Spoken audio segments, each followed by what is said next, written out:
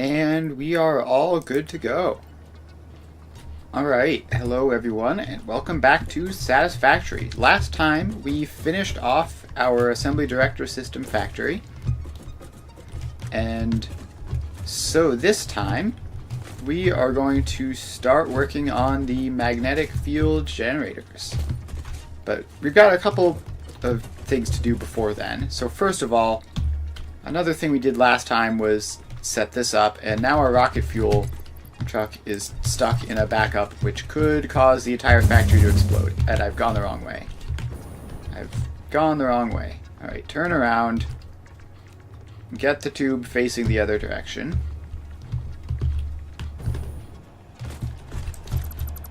Alright, so you get to go that way. And now I just have to make it over there and fix that problem before we lose power and the entire factory is destroyed. It's, you know, a little bit urgent.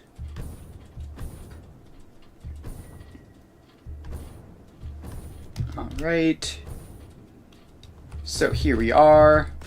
We are back here. Now, what exactly is the problem?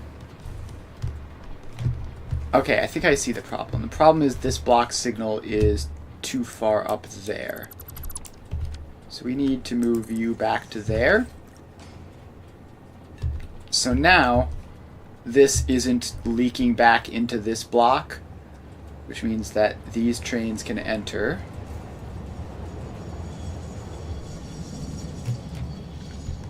And hopefully this train will be able to leave. Alright, the rocket fuel train is able to get through. And, I mean, those trains are still going to be stuck there until this one gets out. Why are you still sitting in station? Edit timetable. Iron hub. One unload. I could have sworn I'd done that. I could have sworn I'd already done that, but now I have. So now you can leave, and you can then go in, and it'll all be fixed. So once you're in, then this one will be able to go across over to here. And we're looking a bit low on iron. We have enough for this incoming train at least. And of course we are loading it up again. So it's just going to be a little bit of these trains filtering through, and hoping that our rocket fuel train doesn't get caught up again somehow. Though I don't see how that would. It should be fine. Alright, so that train is leaving. It's still partially filled, which is not ideal. But now that train is going in. Okay, we don't have another traffic jam, do we? You should be allowed to just go across to here, but the signals aren't set up properly for that. So let's fly over here and put a block signal all the way over this way. Like that. So now you should be allowed to leave and go over here, fill up that space.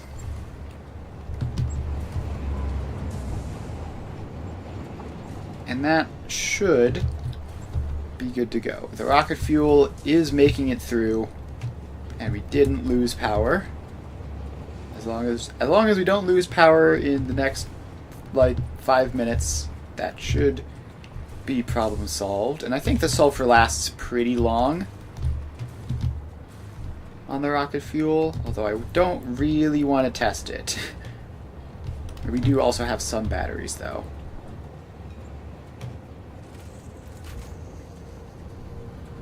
Alright, so this is all going.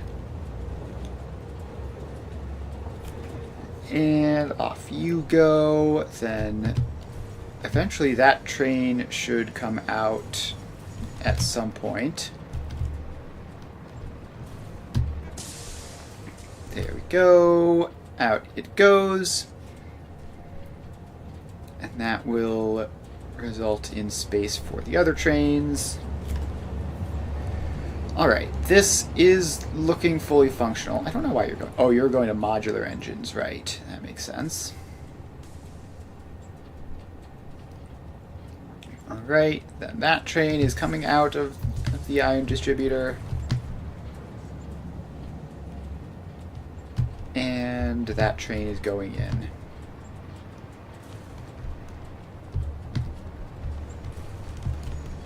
Alright, so that is that. How are these going? The first two remain not fully satisfied. The back couple of rows are doing fine, though, which I think is just because of how those trains load over there. I don't think it's a concern. Let's see here. Yeah, so those are like almost, but not quite full, whereas the rest of them are completely full. Alright, and the trains that were all backed up waiting have now left. Except for this one, I guess. Which is, I think, just showing up. So that should be all settled. Iron should be functional. Just gonna let this keep going for a little bit. But I think that's all good. Alright, now let's respawn. Let's respawn because we have Fixmas stuff to do. So we go over to the calendar. And let's see, I believe we'd gone up to 12. Yeah, there's 12. Looking for 13 down there. Ooh, 50 alien protein. That's actually good, because I don't normally get that, because I don't normally kill them. Alright, so that's 13, so then we're looking for 14. Where is 14? There it is, on the end of the candy cane. It's another significant one. This data cartridge enables the last branches of the Fixmas man tree to be unlocked, which means we will both be celebrating the end of this event soon. That's too bad. I like the event. Alright, and let's also open up 15 for Pulse Nobelisks. Sure. I don't think... I think this is my first time ever holding a Pulse Nobelisk. I have never bothered getting them. Alright, how do we close that menu? Then we just go over here. And we need to grab our thingamabobs. What are they? These things over here. So let's see how many of these we've got. We've got plenty. I think we needed like 400 of them or something insane. So let's just grab all of those. And then make our way back to the man. Alright. Giant Fixmas Tree Upgrade 3. The tree is prettier now, you have more parts to progress the Fixmas event, and there are 2 new unlocks available. Now for the actually important news. Pioneer 83CKY has disabled the Fixmas event because, quote, it's totally non-inclusive and immoral, actually. I mean, like, there's so many people, like, not having fun right now, and I feel like so bad for them, you know? Why should I have fun when other people are, like, counting on me to meet these super important deadlines? It's just not right, unquote. Totally agree. Now, back to work. I feel like Ada might be trying to convince us to do something here. Anyways, you can unlock snowballs right now, actually. Just have to go through my boxes. And then we need to make wreaths. So let's see, what are those made? What's the button for searching? There you go. We've got tree branches and ornament bundles. Make wreaths. Alright, easy enough. We've got our tree branches down here and our ornament bundles up there. So let's just bring these up. And there we go.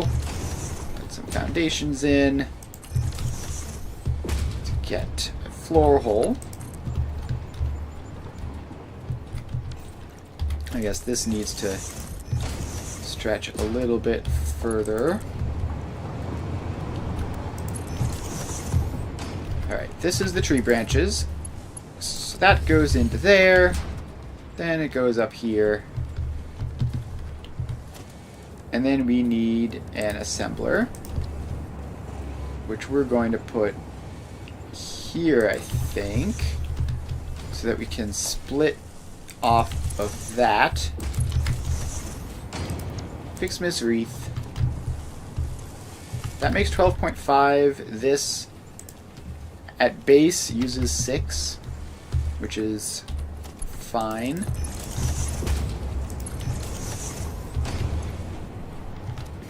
Alright, and then that should be the leaves attached in, or the tree branches.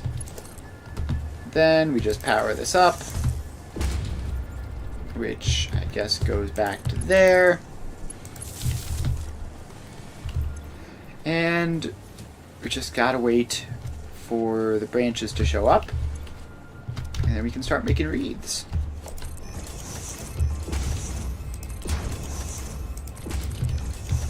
Alright, and storage container. In you go.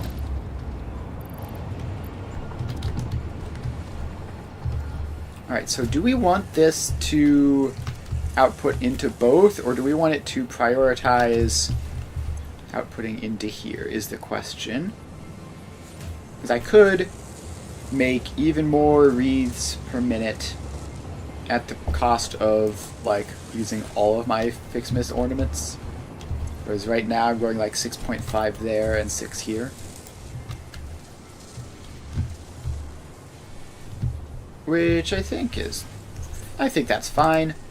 We can just leave that like that. And then let's unlock snowballs, which, what did those need again? I remember it was like snow. So let's have a stack of that. And I think it was bows as well, although I don't remember how many. Fly over here. 500 bows, 500 candy canes. That's a lot of each of those. 2, 3, 4, 5. And then this is 1, 2, 3, 4, 5. Our inventory can barely fill all of this because of how absolutely clogged it is. But click on that and get the snowball. And mission complete. These snowballs are made from actual snow, combined with a mystery ingredient that is guaranteed to make snowballs very throwable, and your snowball fights extremely immersive and realistic. There are no low stakes with Fix-It. Alright, don't know what that means. So then we need 100 wreaths and some other things to get that. And then we need some Wonder Stars to get the final upgrade. Alright, now I imagine we're going to be nowhere near 100 wreaths at the moment. Probably going to be like 3 or 4. Yep, 4. Alright, so we're just going to let that cook, I guess.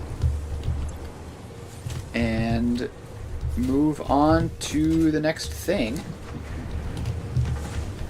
which is our magnetic field generators.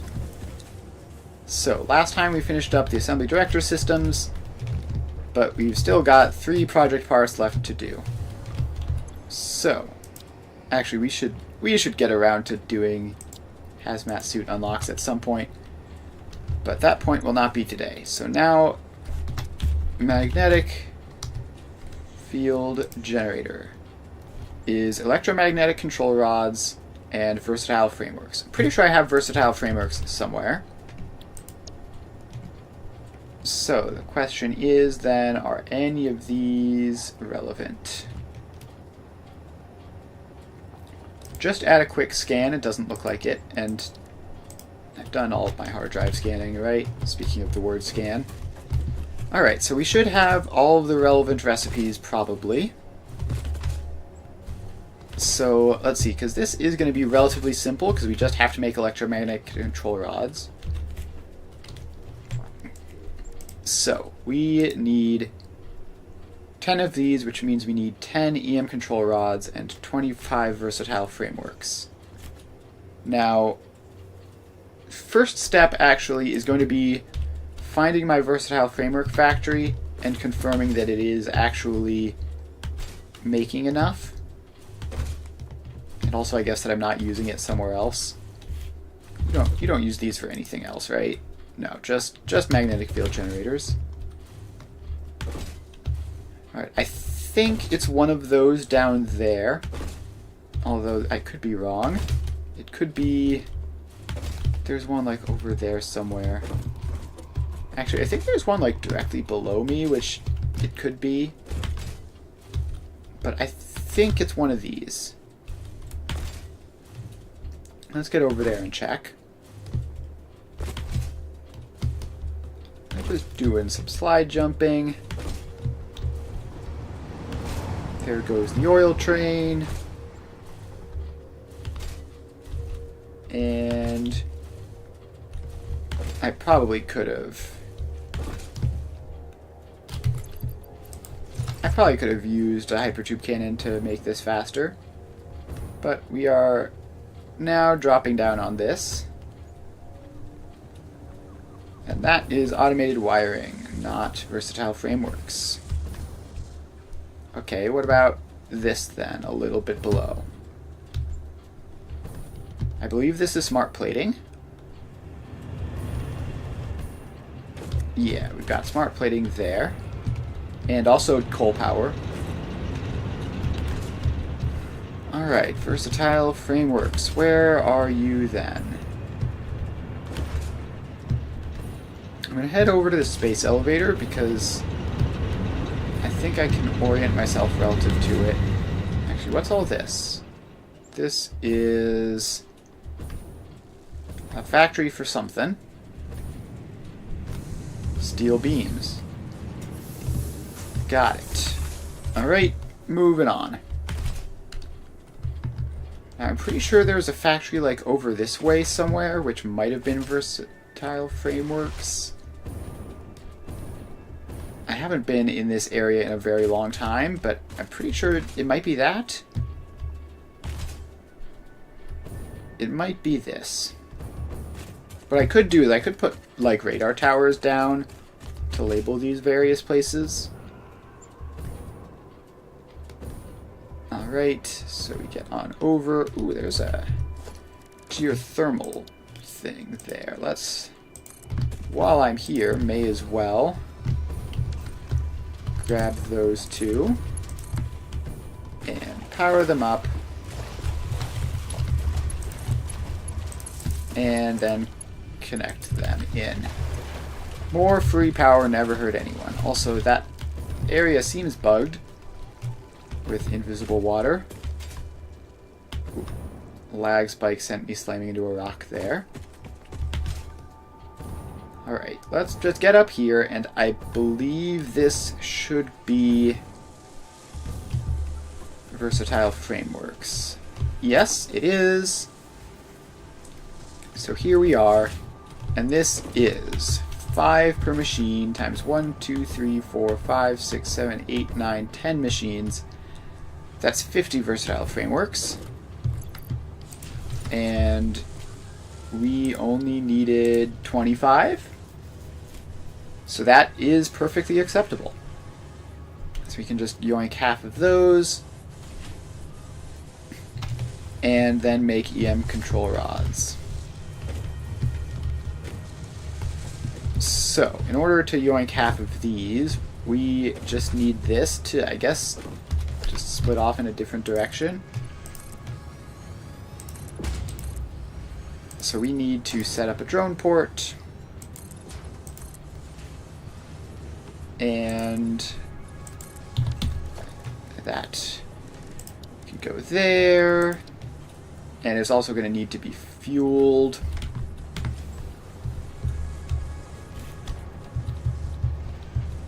So we have drone port 1, drone port 2.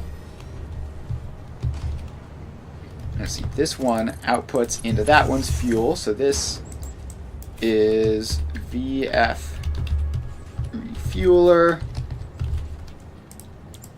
and we are going to send it to rocket fuel source. And so you get some fuel and a drone and a power connection. Actually, let's make that Mark III pole. Alright, so that is going to head off and grab some fuel.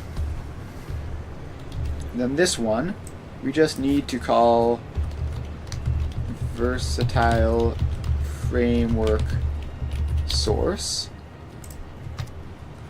And that should be all set up. We just need to pop the input belt in. Call that left any.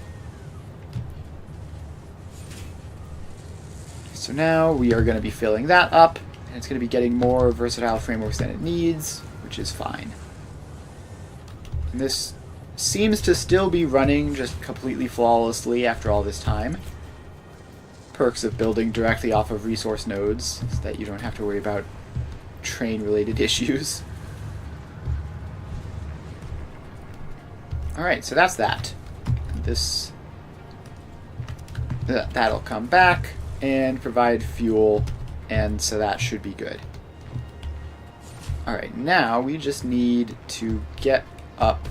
Let's just respawn. Let's just respawn. And now we're here.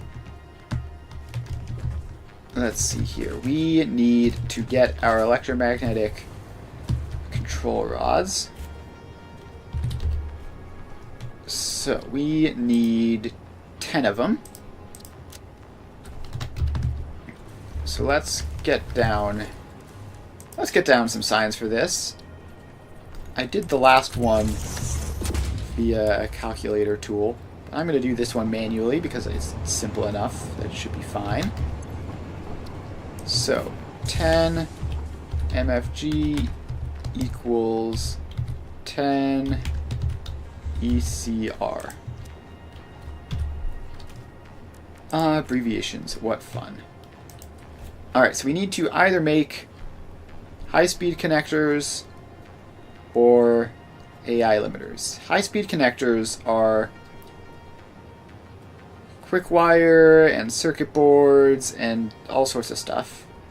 Electromagnetic control rods can just be copper and quick wire, whereas stators can be steel and quick wire, or steel and copper wire, either one. So this is a lot simpler.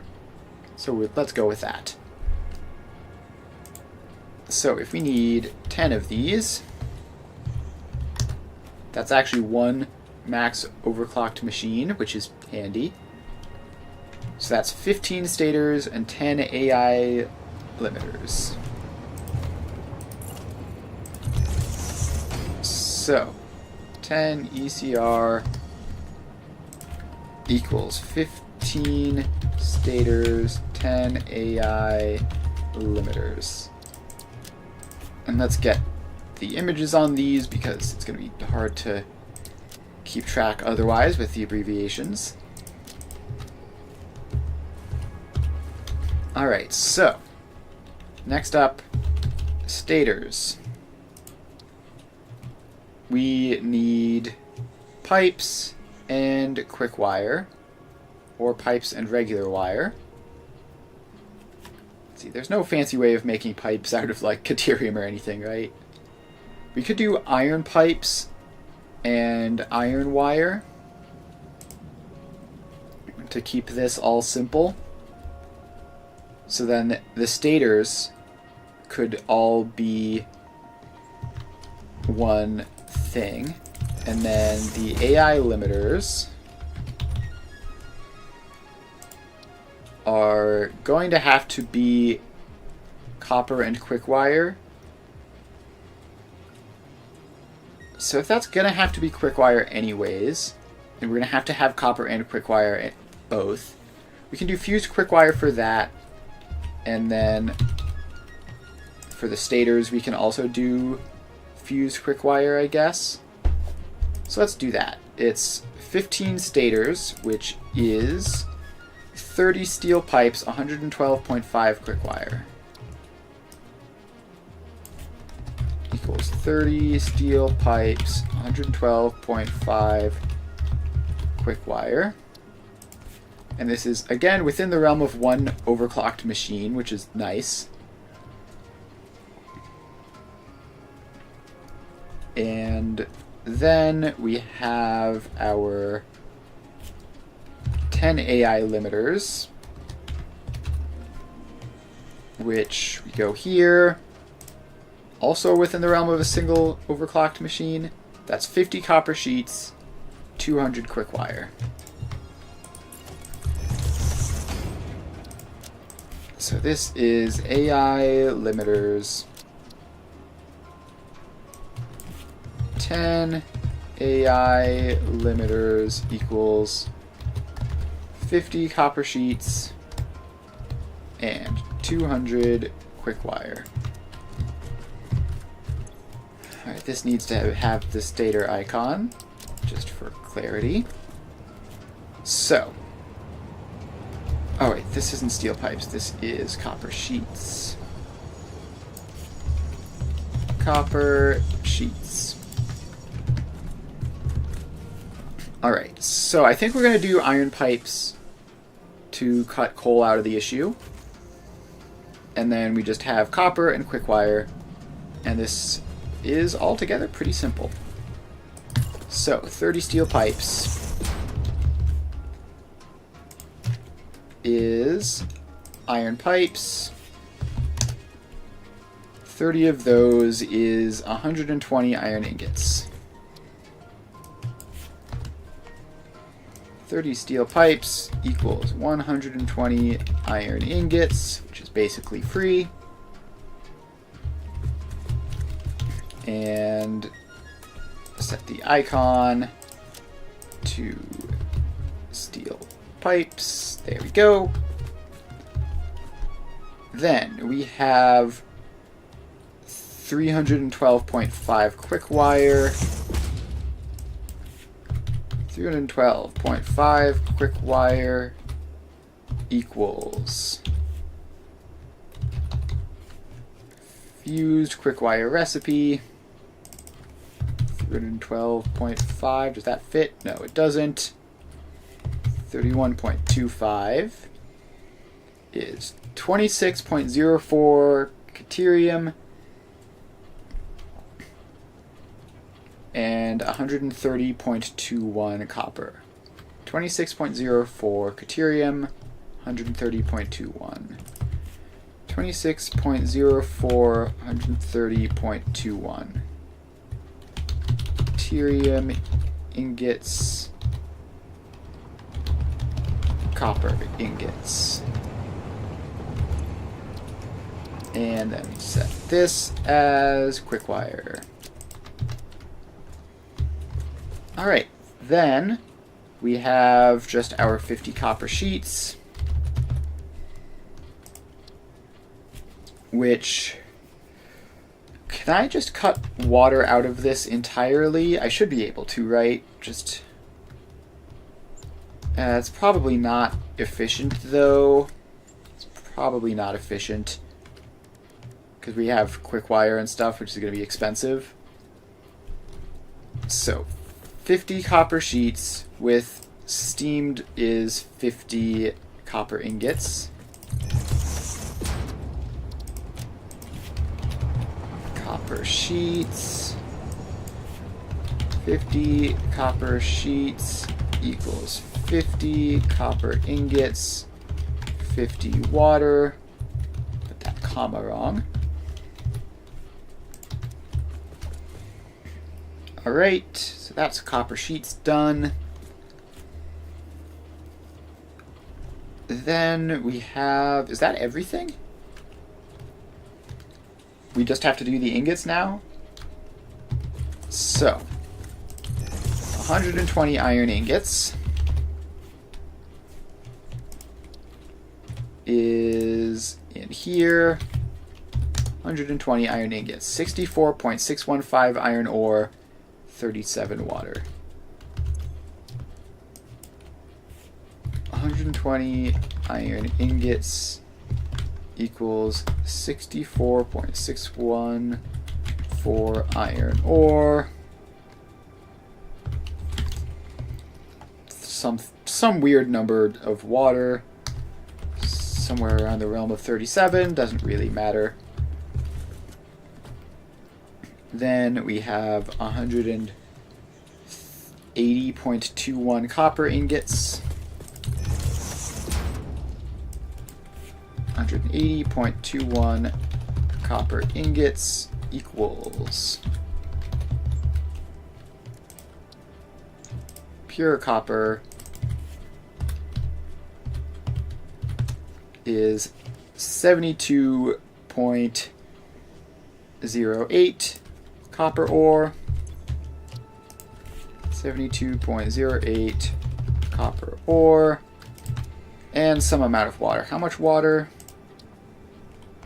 How much water? Less than the copper ore. We're probably... Yeah, we're definitely not going to hit a full pipe of water. Alright, and then finally we have 26.04 deuterium. So, 26.04 deuterium equals... Deuterium ingots is 2 to 1. So, 13.02 deuterium ore. Alright. So now we just have to get all of these in. So 10 MFG equals 10 ECR.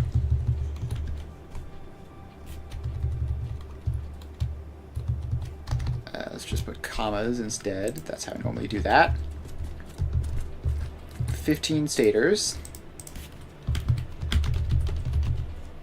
Comma. 10 AI limiters.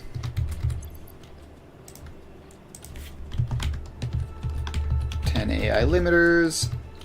And then we go over to here for 30 steel pipes. 30 steel pipes. And how much quick wire is this? 312.5 quick wire.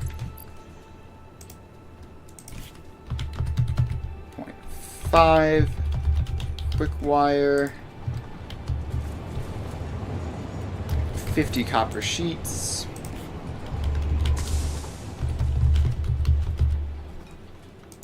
Alright, 120 iron ingots. Alright, 180.21 copper ingots. 180.21 copper ingots. And... oh wait, no, this is supposed to be 2 to 1 in the other way, but that's fine. 52.08 26.04 Caterium ingots. And I don't need to write down how much all of the inputs are for that. And water. How much water? I don't know. Probably just going to bring in, like...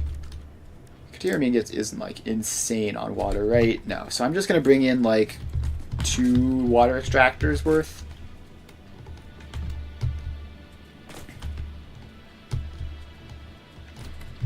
Did this not get... Alright. It got cut off for some reason. Can I... copy, paste that into private notes? Alright, now both of them look correct. Wonderful. I sure love the note system on this. It does not always work. Alright, anyways. Do we even need to, like, do this off of the train network? This is going to be one impure node of everything, basically. Yeah, let's honestly just, like, find a spot for this. I believe I had filtered the resources off of the map. So we just need to find a spot with iron, copper, caterium, and water. Which, I mean, we should be able to do, like, one of the alternate starting spots. Let's see here. Is this good? Got caterium there, we've got iron there, we've got copper there, we got water.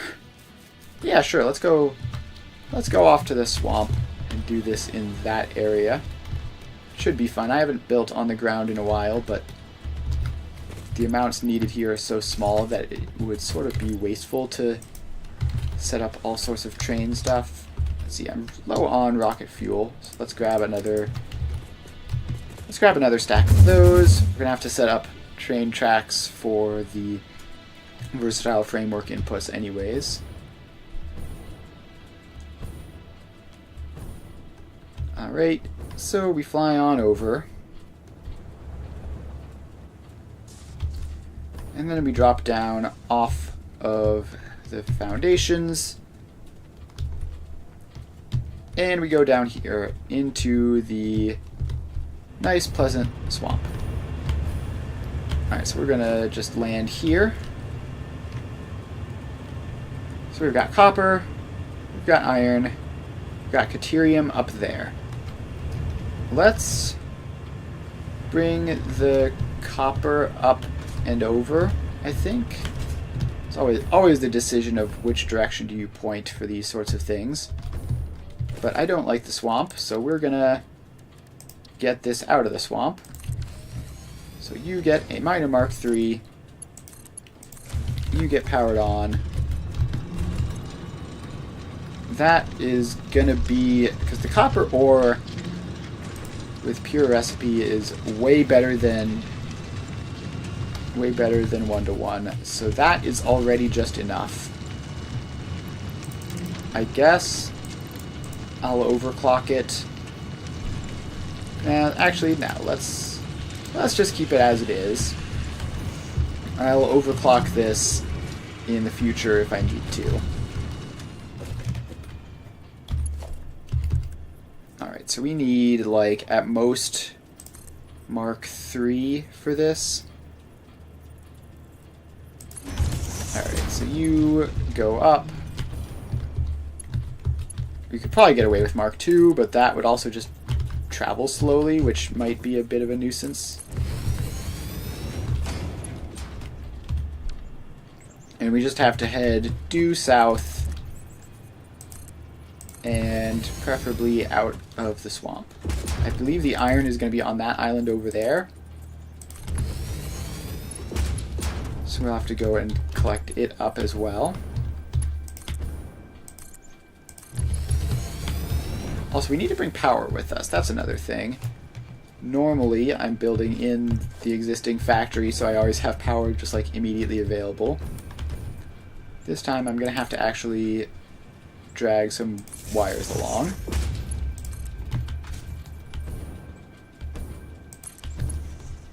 Alright.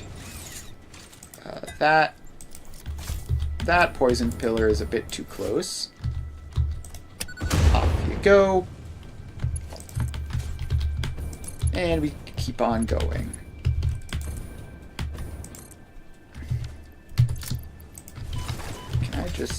Can I just hover pack? I'm going to be dragging power along anyways. So that seems quite sensible. Alright, is this... Alright, the iron is sort of along this way. So let's head on over. Over we go. And we can just keep on going this way.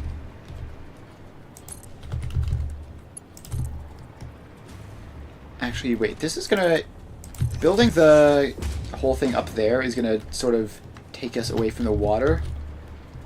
So I guess we probably are gonna have to build this in the general swampy area. That's fine. We can manage that. There is our iron source. And over you go.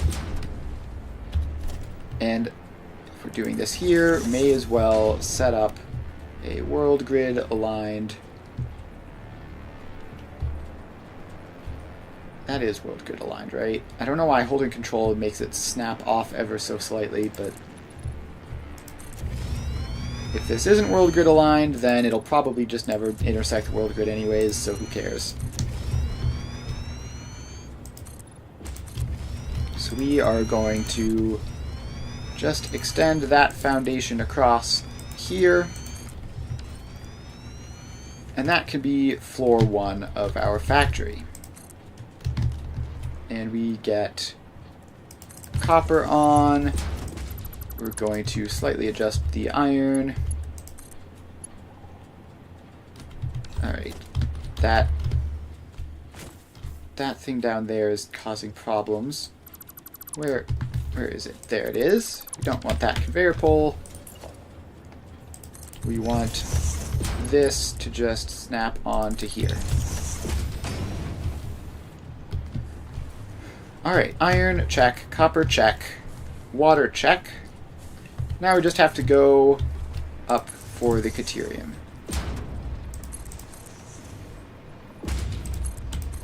Which is going to be up here, apparently.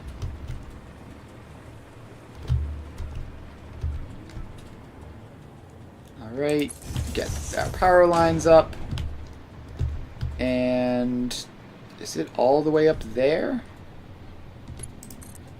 Gosh, when you're just in terrain,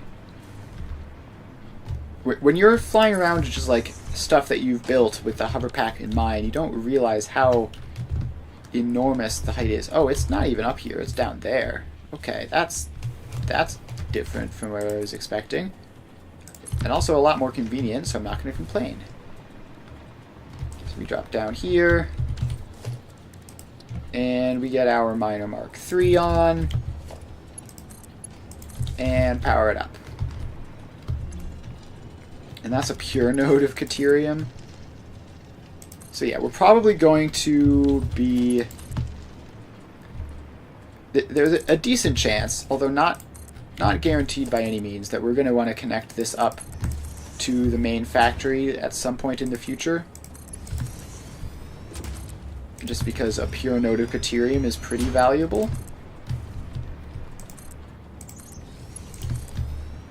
But for now, it's going to be fine as is, and we only need a single belt's worth. Alright, so that's that. Now we bring power over to this side of the foundation and into the water, which I believe 2 of these is enough. So we just set those up, power them on, And then we bring the water onto the foundation. Alright, so that is that. Let's get rid of that particular tree that's sticking through, as well as that one, which you can just barely see. Alright, so that is that. Now, it is time to set up some refineries. Oh, I think we even need some more space here. Alright, let's swap to the coffee cup and start getting these in. So, first off is, I guess, copper. We're going to need the most of that. So, pure copper. We need 180.21 of this. And each of these is 37.5. So 180.21 divided by 37.5 equals 5. So we can get that. Just have this extra space over here. You have to get rid of some more random foliage. Gosh, I'm not at all used to building this low to the ground. I guess it's good practice for when I'm starting up a new save at some point, although we're still very far from that. Alright, so that is 5 of those. And these are 180.21 divided by 5, which is indeed just barely below their capacity.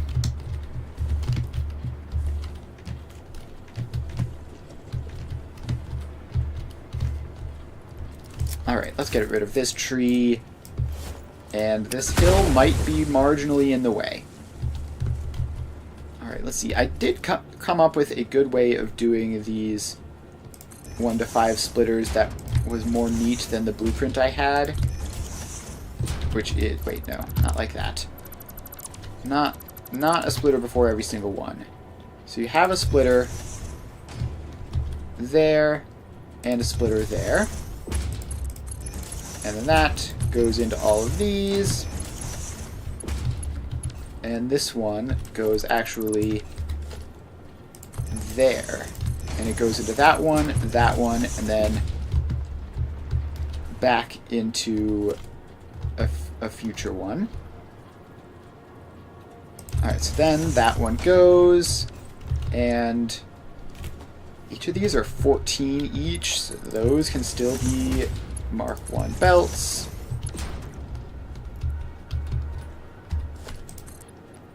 Alright, so that foundation goes along, and we were just, I think, barely going to have enough room. So then this just loops around and in, and then we can use the other input. So, copper, that's this one. Copper goes in there.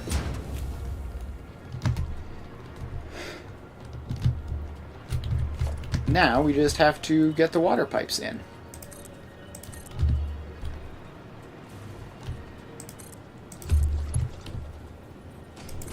Alright, that goes there.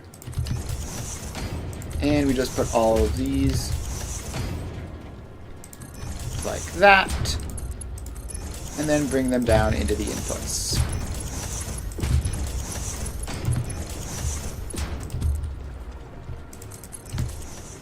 Alright, so then this, we want to leave some room for potential refineries, like in here, for example.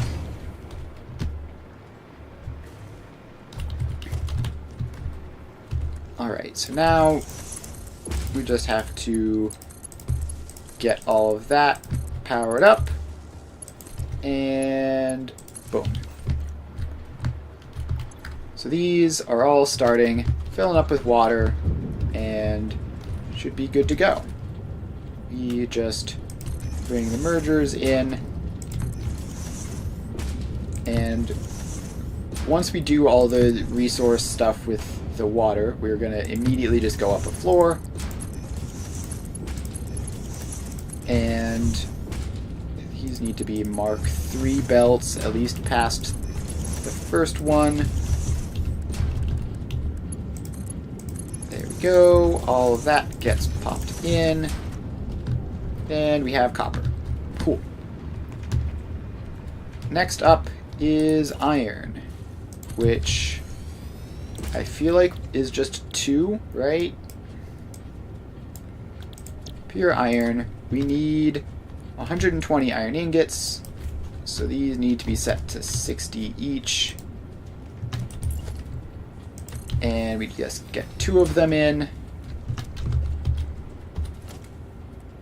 And then they get belts. And they get pipes.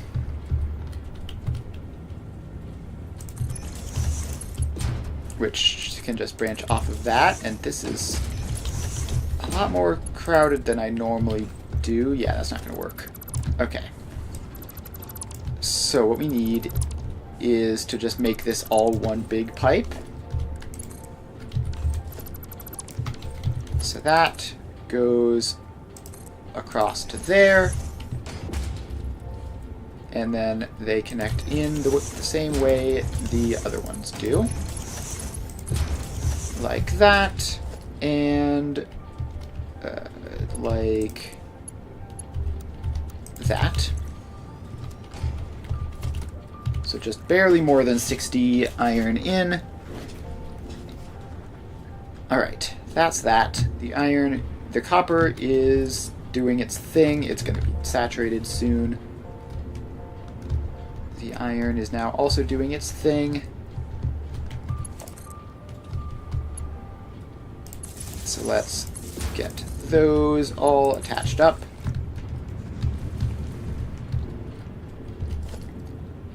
And then we can just merge these guys out. Nice and simple.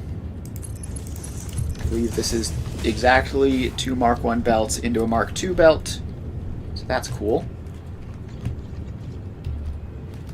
Alright, finally the Caterium, which is the smallest amount, but might cause problems because Caterium is so slow to produce. So let's get that set up and then see what happens. Alright, so we need 26.04 Caterium, and this gives 12, so we're going to need 3 of them. Which means we're going to need to expand that out a little bit more. So this is just barely needing 3. 8.68. We could do this in 1 max overclocked refinery, but we can also do it in 3, and there's no real reason not to. It's not like 1 to 3 is a difficult split, so we just do that.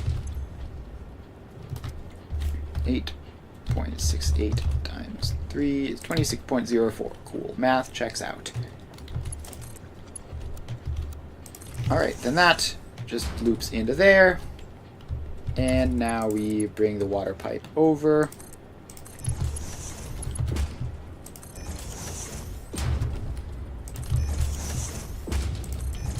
Alright, these all get attached up. Like so, and I forgot to reconnect the water pipe to this, so that is going to have to be a thing that I do. And then none of this is going to be anywhere near 240 water a minute. So we should be all sorted on that. Alright, water is going in. I need to power these ones up. I'll give the pipes a little bit of time to fill, actually. Because it looks like it's definitely doing that. So the the less I have set up, the faster it'll fill. So just give it a little bit of a head start before you power it on. And it should be all set by now. So we can connect those up to the power lines, and now they're going to start taking in water and Caterium. Alright, so that's that. Also, these are basically all saturated, which is fine. So we just need to blow up one more tree here. This will be presumably the last tree we blow up. As we go up another level, we should have plenty of space.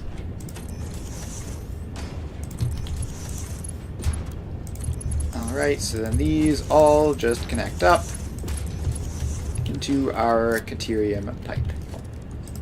Alright, now we make a wall going up, which has to be pretty tall to get above all the refineries. And then we go across.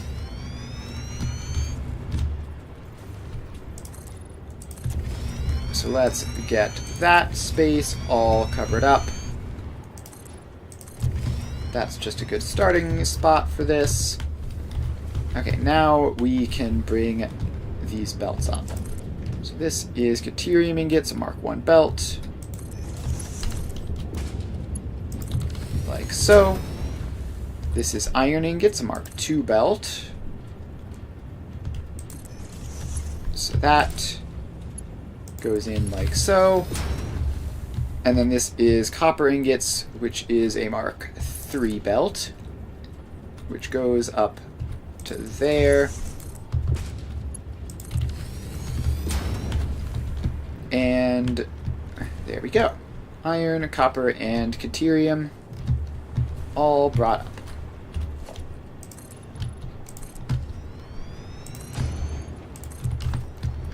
Alright, so for the iron, let's see here. Gotta get these correct speeds. So for the iron, it's pretty simple, right? We just pop that into a constructor, and the constructor is set to make iron pipes, and we're just going to overclock this a little bit so that it can be in one constructor as opposed to two. There we go. So that is our 30 steel pipes. And that will, I guess, just be going up to the next floor. And then we have our copper sheets to deal with next. So we have to get 50 of the copper ingots off of this, which is by far the most annoying thing we've done in this particular factory, although it's still pretty trivial. So what do we have to do? We need to split it into 6 and then send one of those 6 back, or just off to the other path. Yeah, okay, so first we get a smart splitter, which goes into there. And this will be left any center overflow. Alright, so we have left any, and we pop that in. So then this then splits off into, well, technically into 6, but we don't actually have to do that. We can just merge up those like so, and then also send in 2. Wait, hang on. So this is into thirds, so then the second row needs to be into halves, so we actually only need that. And then this merges up with this. Let's make this a priority merger with medium priority to the left. Just to make sure that that doesn't get stuck at all. So that can go forwards as our main line. Then that gets connected up via Mark 1. And here is our 50. So, oh wait, we do need water for this actually, so I should have done this on the floor below. Yeah, let's clear this out and do the steamed sheets on the floor below with the water so we don't have to worry about headlift nightmares. It's not like this was a terribly complicated thing to set up anyways, and it'll make this floor even simpler, which is always nice.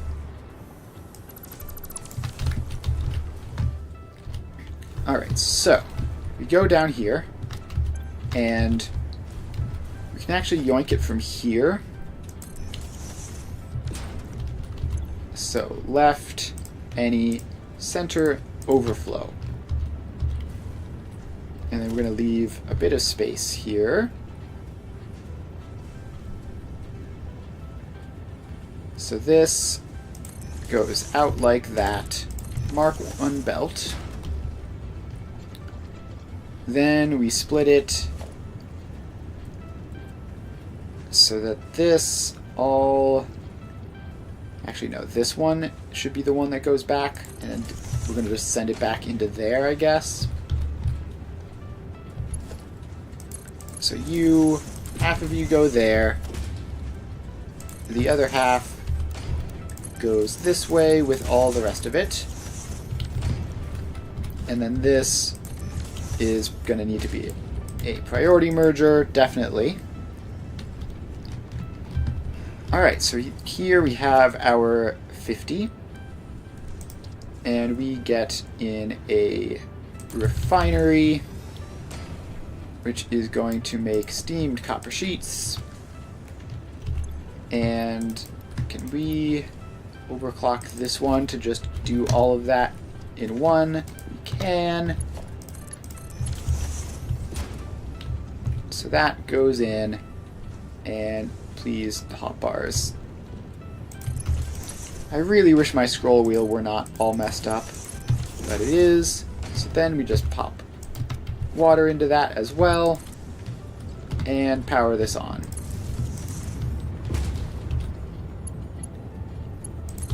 There we go.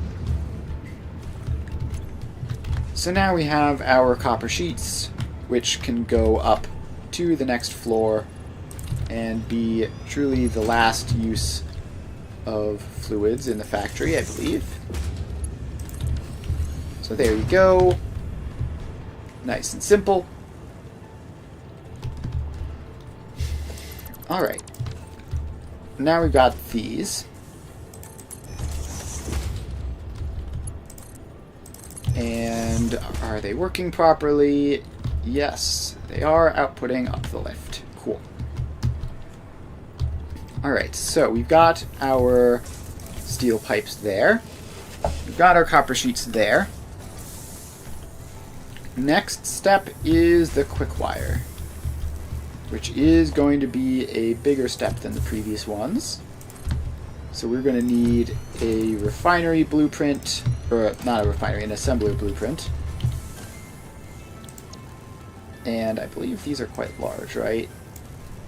Was this one assemblers? Yes, this one was... Oh, this one was the one that was messed up, right? Let's find one other than that. Like this one. Oh, this is just fused wire, actually.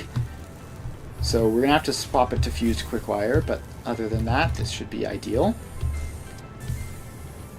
Alright, that's far enough back to not have issues. Yeah, it should be fine. Should be fine. So then we go into here. We scroll through the 50 billion alternates.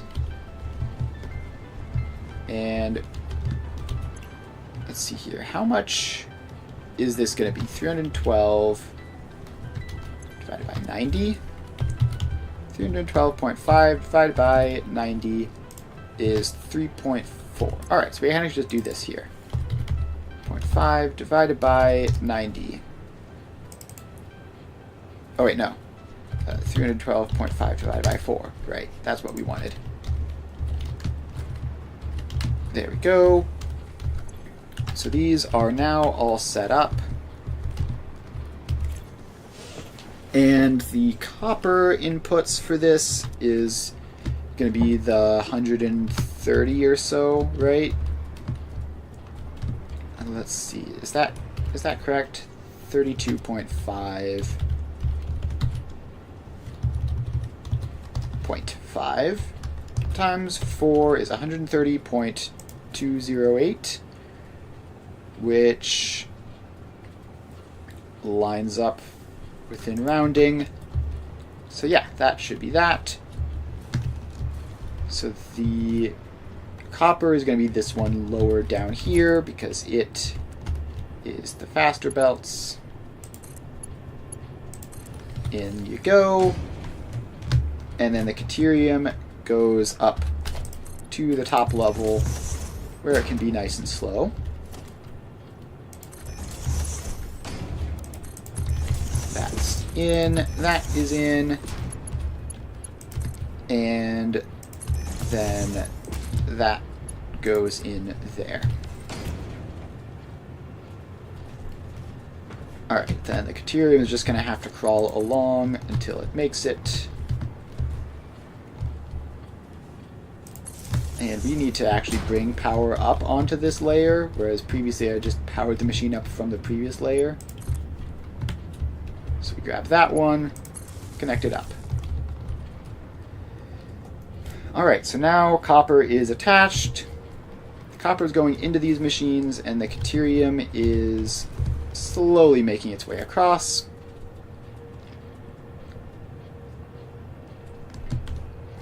Alright. Now, we just need probably just a couple more of these, right? Of assembler blueprints for the AI limiters and the stators, and then the electromagnetic control rods.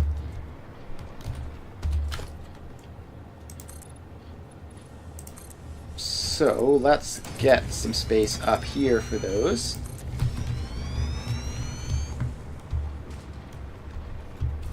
And actually, no. I can do all of this on that lower floor by just sending the quick wire back down. Or just across as the top input, actually. That also works. Gosh, dismantling stuff is laggy in this game. Never noticed that before. But now that I should just mass dismantle all of these. There you go. Alright, so we just need some space over here. And I think we might literally not even need blueprints for these. I think these might be like individual overclocked assemblers.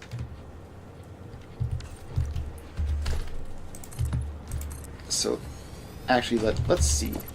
I'm getting indecisive on whether I want this top foundation or not. Let's just get an assembler in and see.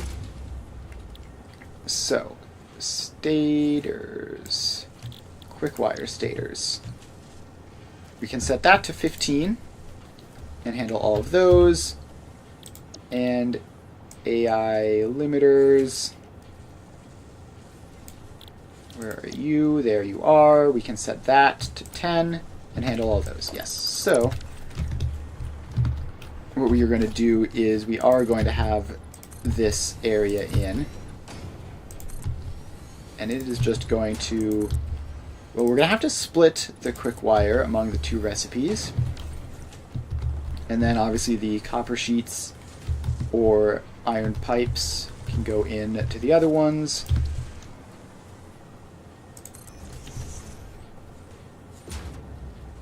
So we can have those. You are AI limiters and overclocked to 10. And you are quick wire stators. And overclocked to 15. So we need 200 quick wire here, 112.5 there. Neither of which are exactly convenient numbers. Right, but 200 is easier. So, let's see, we have to get 240 minus 40, I guess, is probably the easiest way. Or we could do 180 plus 20, but I think 240 minus 40 is easier. So, all we have to do for that is, I don't think I left enough space in here.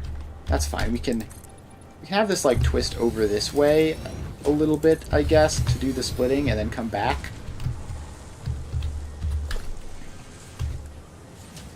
Alright, so that is going to be a smart splitter. Right any, center overflow. So the center overflow is just going to go into U. And then the right any, we need to first, we put U in, and we put U in. So that is, once we get this all set up. Okay, don't go into that though. Just go forwards a little bit, I guess. Alright, so that is 240 once we get these set up. And did I connect this properly? No, I did not. Oh, this is quick wire. It needs to be Mark 4 belts on the main line, actually. Let's make sure that these are Mark 4 as well, if I can reach them.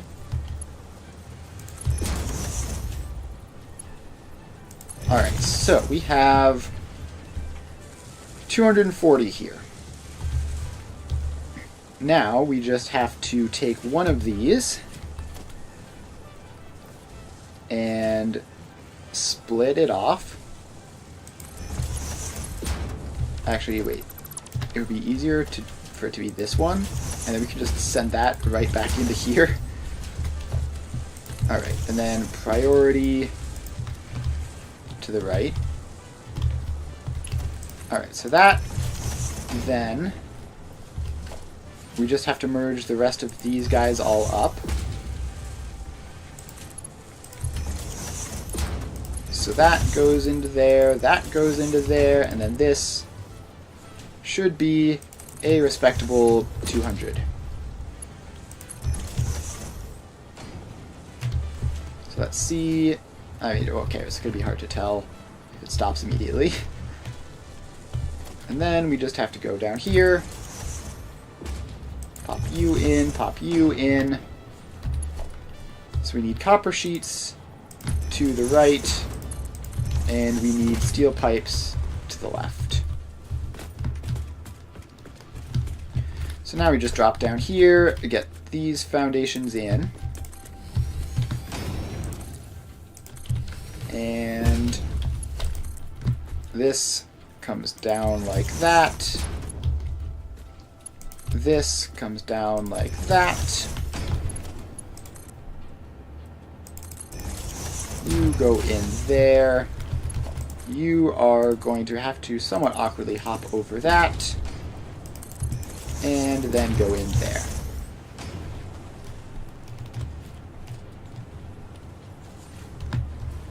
Alright, so that is set up, and the inputs are just making their way along. These guys, I assume they are output locked because of this not currently being active, which is fine. Alright, but now that we have those two, let's set that up. And this is just our What are you making? Electromagnetic control rods. There we go. And we need 10 of these.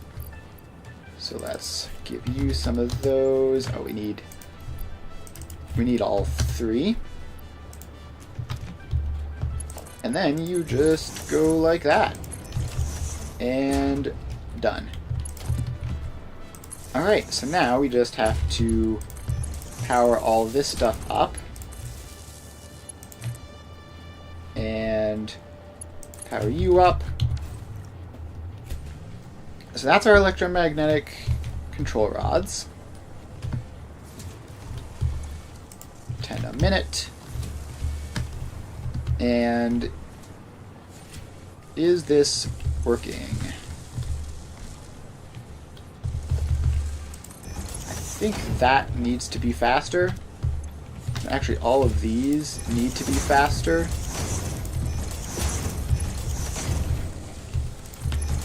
So we have to make, let's just make the entire main line that. So now you're getting quick wire, you're getting quick wire. And we should now be all good to go. So there's one last step, which is actually making the magnetic field generators. And in order to get that done, we are going to need a drone port. So we get in a drone port, which is gonna just be like that. And you are magnetic field generator versatile framework. Alright, then we go here to versatile framework source, give you a drone, give you a starting batch of fuel, power you on, and off you go. I should check the fuel situation at some point.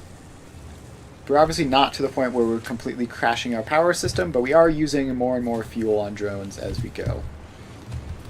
So if that's going to be versatile frameworks, and that's going to be electromagnetic control rods, now we just need a nice convenient space for the biggest part of this factory, which is the final production line, apparently. Because that's going to be... Technically, we could make it 4 machines with overclocking, and yeah, let's do that, actually. So we go to our blueprints, we find one of these guys.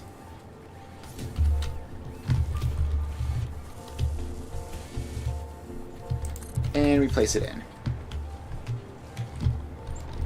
Alright, so then each of you are magnetic field generators.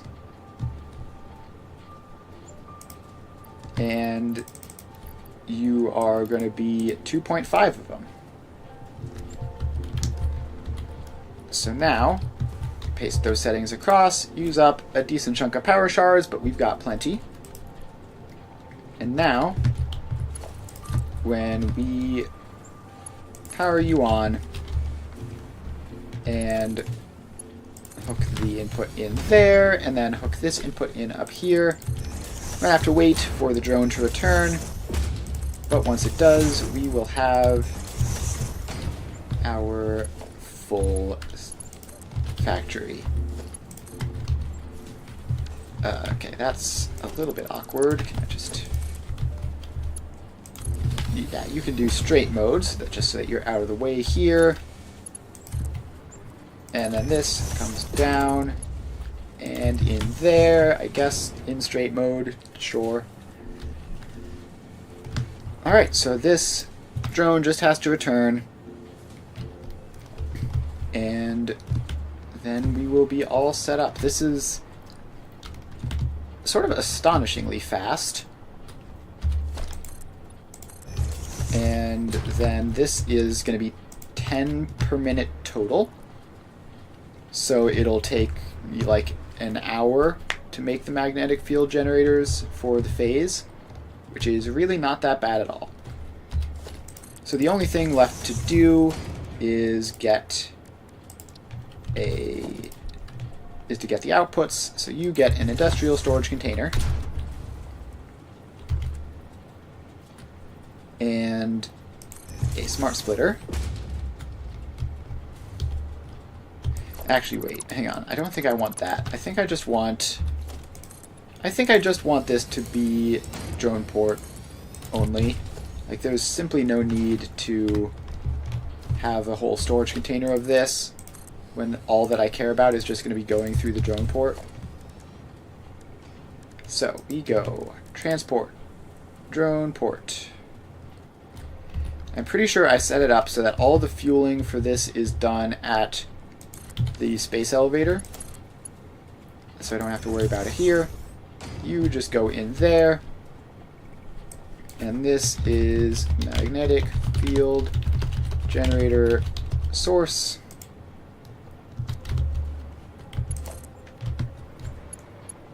You get powered on. Let's get a smart splitter in, because I do want this to be sunk. So that's going to be overflow, that's going to be any. So then we just pop a sink in over here. Special, awesome sink, somewhere like that. Get you placed and power you on. And we are all good to go. I just want to see the drone return, which I think... Let's see, the thing on the map makes me think... Oh no, that's just the drone port itself. The actual drone is going to be probably over here somewhere. Alright, drone.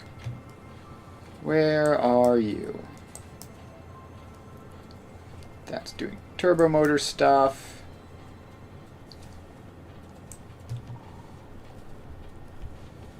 Alright. I have this that I can use to find it. Although, hopefully it's named. Hopefully it's named. Alright, I do not see it in any of these.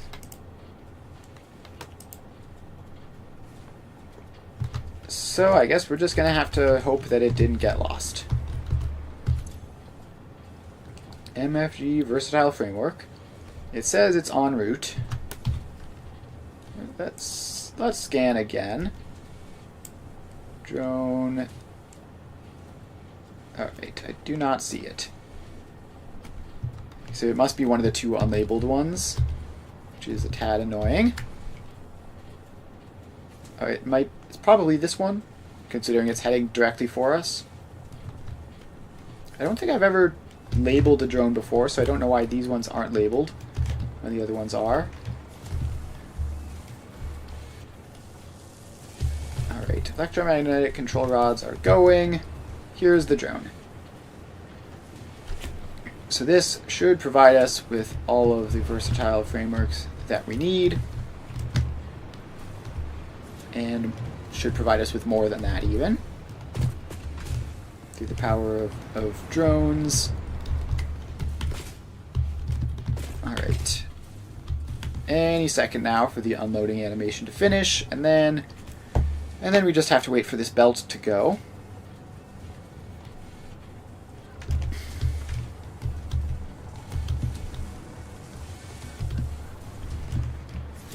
Alright, here we go.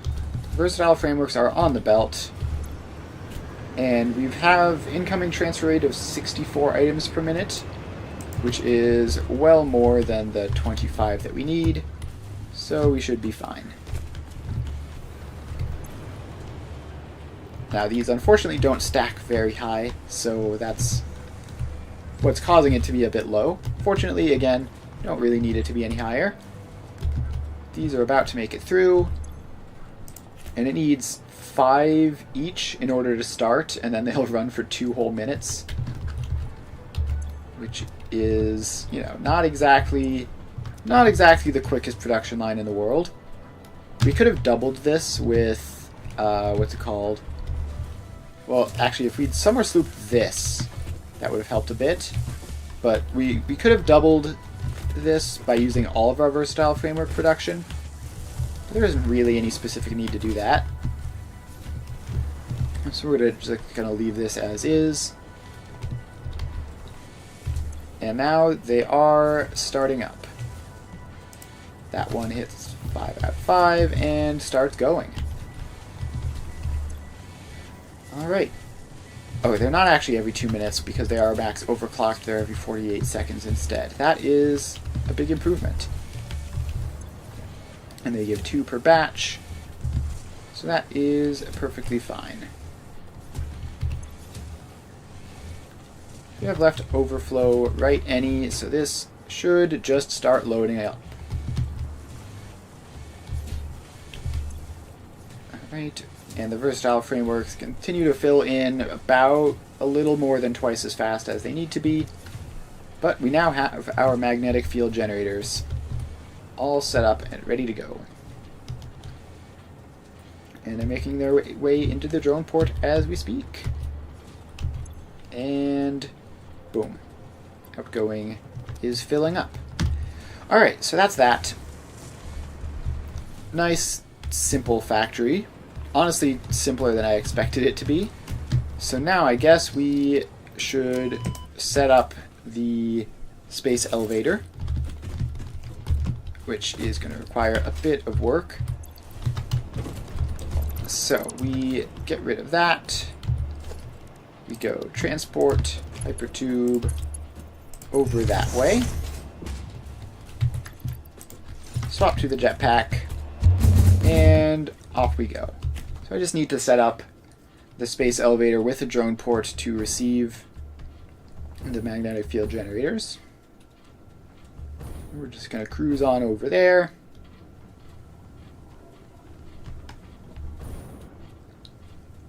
Alright, here we are. Alright, we've made it, and I don't know why that drone is just hovering there.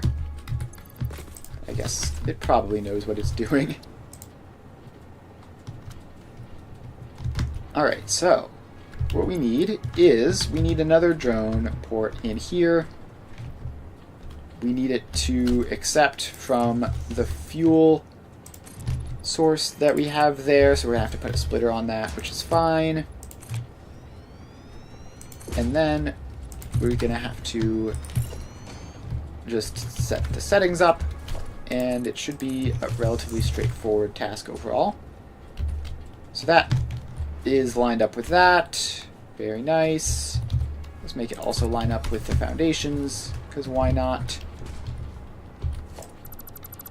So we need to cut that. Pop a splitter, which goes there, and let's see here. How do we get this to work nicely? I guess that is going to be the best we can do. And then this output has to go up a level, and then over, and then down, and then forwards. That's sort of horrible in a number of ways, but whatever. So this is Space Elevator MFG. And we power it on. Where's the power cable? I guess, are we seriously using that power cable over there? Sure, I guess. Alright. So that's all set up. It's receiving its fuel. We are going to give it magnetic field generator source. and give it a drone.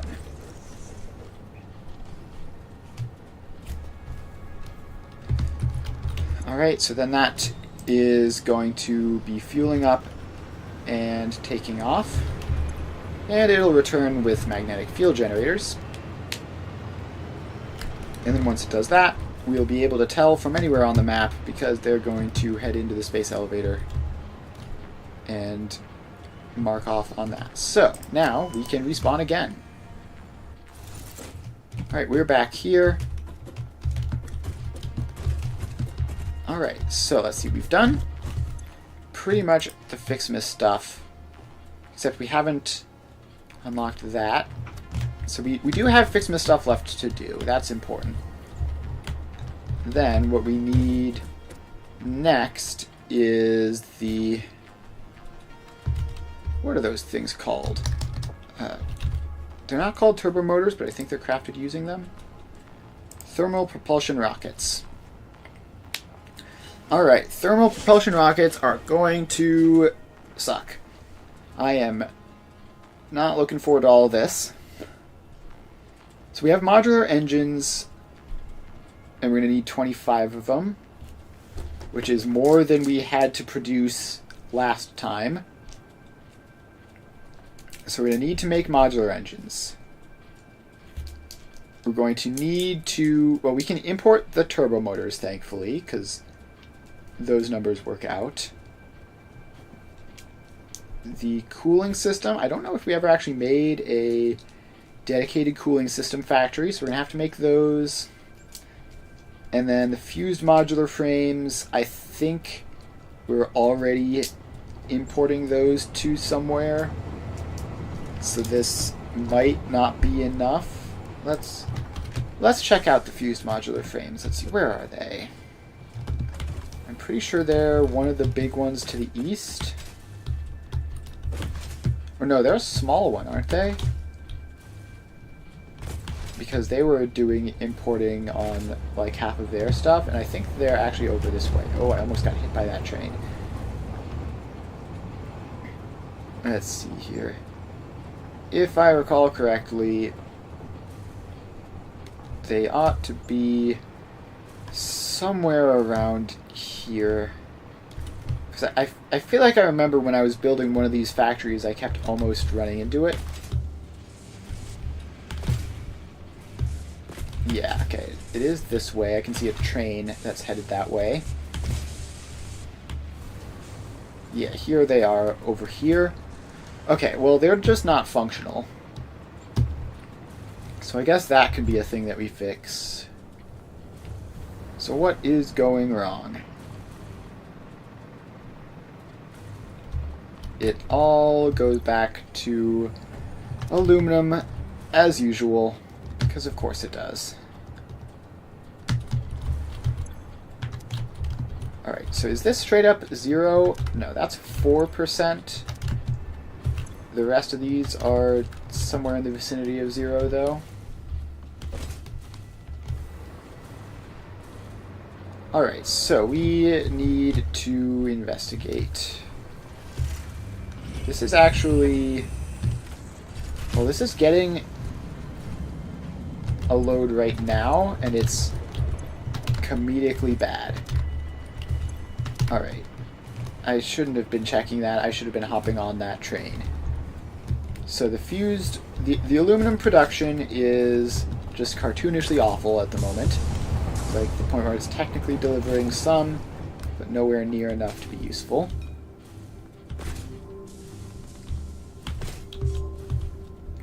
So we're going to have to fix that, because a lot of stuff relies on aluminum. And is waiting on this train even going to be faster than just making a break for it? Well, I'm just going to make a break for it, and if the train catches back up to me, then I'll hop back onto it. Alright, off we go. Lag. That lag spike messed up my timing. But we recovered. So we're just going to jump over here to figure out why the aluminum production has bricked itself again. as it seems to do every 5 minutes.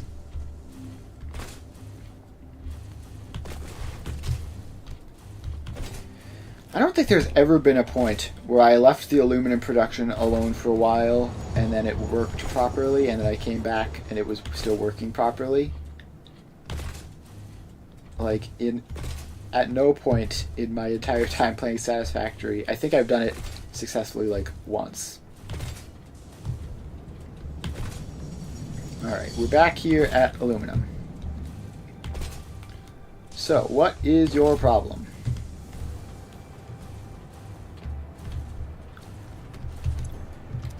So these are all filled, which makes me believe that we have a deadlock over here. Yes, we do. We certainly do. So this has too much alumina solution. So, I mean, somehow I managed to get it right over here, but not with all the rest of these.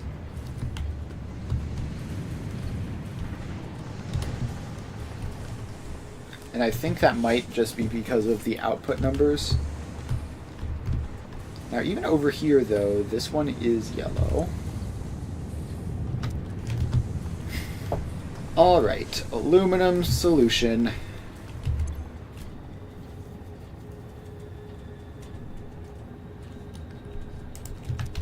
Alright, is there a way I can do, like, something like this, where I can just drain some of the water out under certain circumstances? Would be very cool. But I only want to take the water out if it's otherwise going to be deadlocked. So that's what we're going to be working on this time. Is, I guess we have a overflow output. All right, let's see if I can just Google that real quick. Satisfactory water overflow output.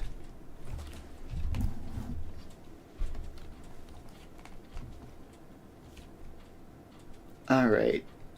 AI overview is saying some nonsense.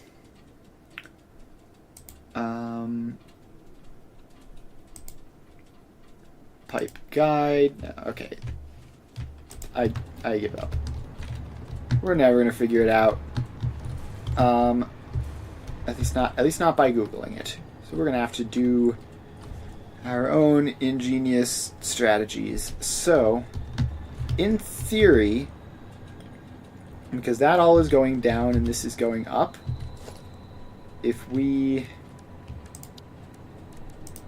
let's see, I want, well, we don't have, the problem is that we don't have concrete or anything here, which would be a good way of just getting rid of all this, would be the limestone recipe.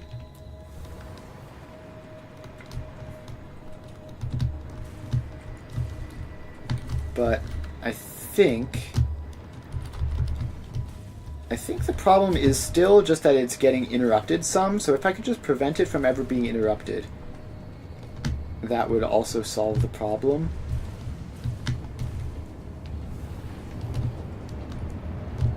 Alright, so we've got all this alumina solution and all this water. So step one is to get the excess water out. Alright, hang on. We have a train stuck. ACU iron is stuck getting there. I think that's probably fine.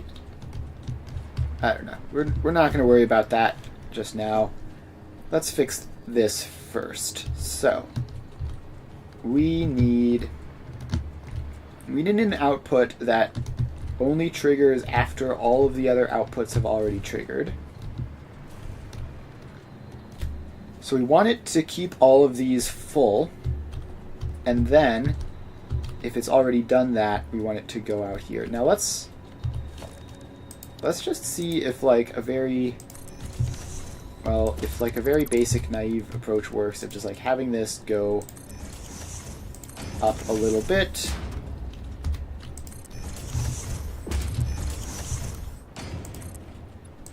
So we can go like that. And like that. There doesn't happen to be limestone directly beneath me, does there? No, there does not. Although there is some not too far away in either direction.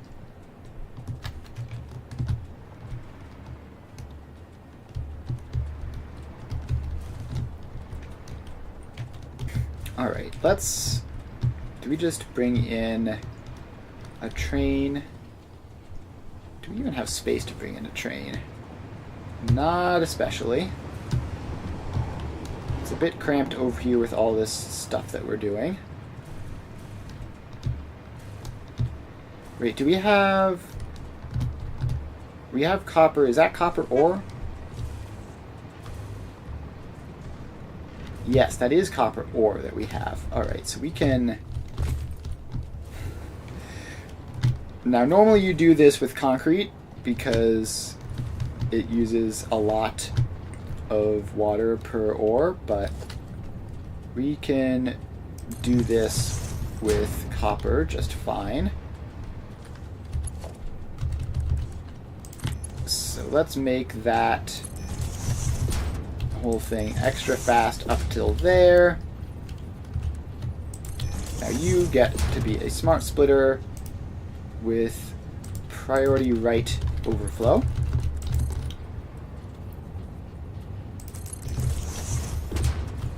So theoretically we don't need to drain that much water, just enough to keep it unstuck. So just like a little bit of this should go a long way.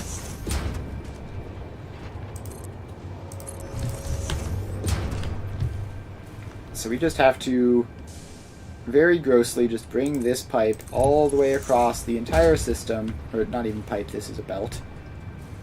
So we just bring this belt across, and it's going to make everything in here much worse. But if it fixes the problem, then it fixes the problem. And an ugly factory that you never have to look at is much better than a pretty factory that you constantly have to be fixing. So there we go. That's copper. Now we have a refinery.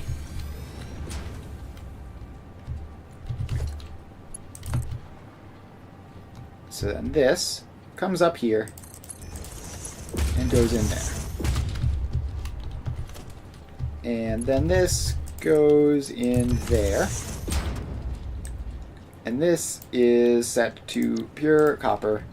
So that's going to be literally 10 water per minute drained. So let's get that set up. And then this is just going to be outputting into a sink directly.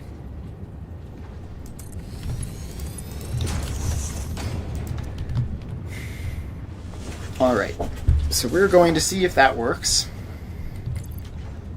Alright. Now, theoretically, because this goes up, that's why it should work. Because this should come down, it should fill all of the stuff at or below its level before it gets over to here, and it has to go back up. I think. So as we see, right now, this is running smoothly. It's draining water from the system, 10 at a time. And let's make that even faster. Oh, this needs to be powered up as well. Alright, so now we take 25 water out of the system every minute. So that should be getting these running again, because it's providing somewhere for the water to drain to.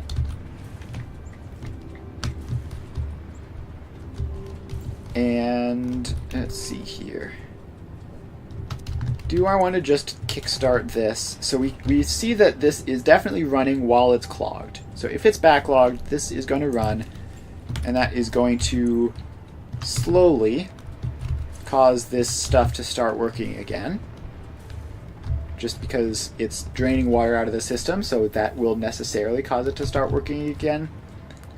Because it will provide space for up here. These guys. This water is going to drain to fill that spot, and then everything will be good. So we can see that these are starting to show, low percentage running. They're running every so often when they feel like it. Now the question is, does this not run when the system isn't fully saturated? So yeah, we can already see actually all, briefly there, all of these were running simultaneously.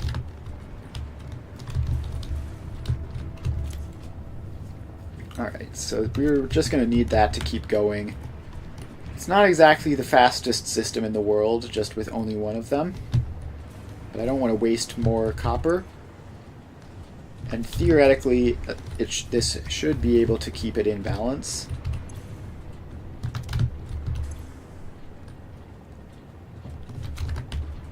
Alright. So we just have to be patient here. And we should see that this one on the right is working, whereas this one on the left isn't. So these should all be just dead 0%ers. Yeah. Straight zeros across the board on that side. And then on this side, we see that's up to 32% even. And then it trails off, obviously, as we go. Because this is the one that's closest to the output. And then that should accelerate over time, right? Because we are emptying out more space.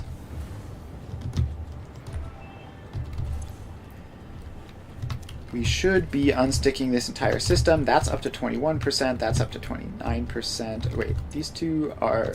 Oh, these are the fresh water inputs. Yeah, so that makes sense. Alright, I'm pretty sure it's working. I don't know if it fully solves the problem necessarily, but it seems to be functioning. If we come up here and this is at a higher percentage than it was last time, then yeah, so this is now ticking up to 35%, and it's even able to run a couple steps in a row.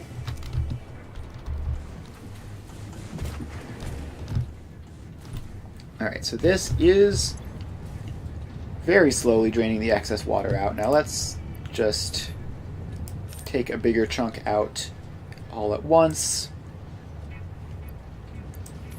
And just do that a couple of times.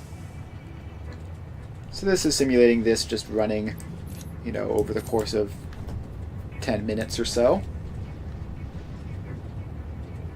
And we're going to drain a whole bunch of water out of it. Alright, so now the system is starting to work properly. It still isn't quite. So let's just say, because the thing that I want this to do is I want that copper to not run at all while this is doing fine. So we've taken the water out of the system there. And there's still a lot of alumina solution in the system, which might cause problems. Let's finish taking the water out of these. Alright, so now these should have enough free space to just run water continually. And this is probably still going to be draining. But now let's see, if we take water out of this side of things, just get it fully drained out. Okay, these last two, that doesn't really make a difference for, because they're not even connected up to the water recycling system. But the rest of these, if they are empty of water and don't have enough, then this should stop receiving water. And yeah, we actually see that. This is at 39.7, and it's not getting any fresh water because it's all going down into these.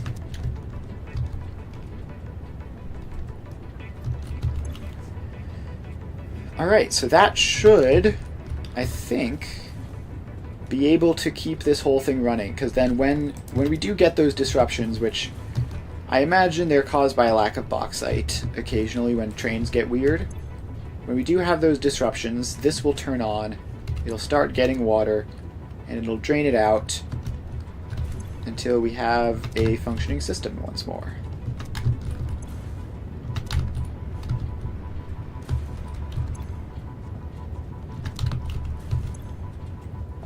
Yep, that's going, and it should just turn off soon, I would think. Meanwhile, this is flow rate of 600 down, which is fast. Is it supposed to be that fast? Yeah, probably. It's probably correct. It's not quite 600 anyways. So those are all filled, which means I wouldn't be surprised to see some water make it over to here. Yeah, these pipes are starting to fill.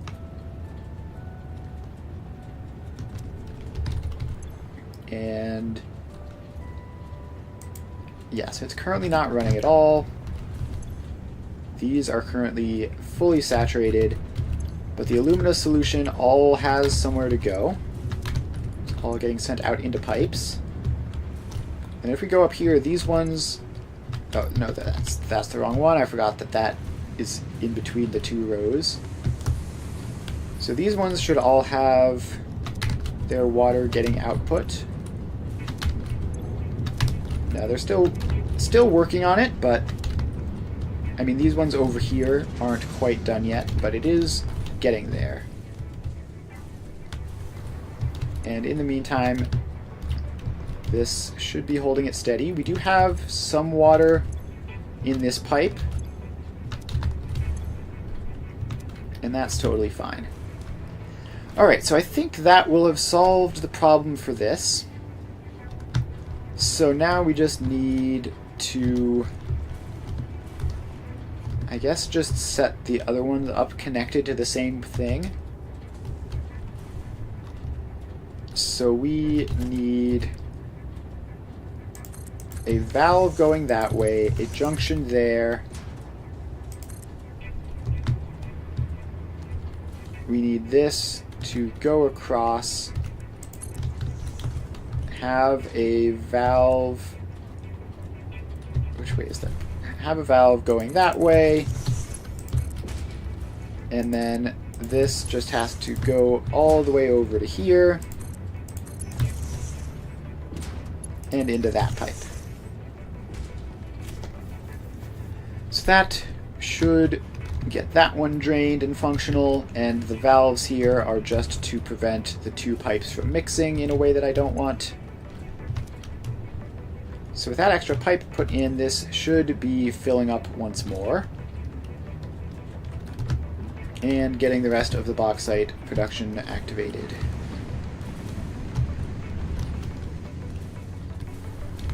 So that is totally fine, and then we just, I guess we can just sit here and drain from this spot, and eventually this will stop draining, and then we'll know we're good to go.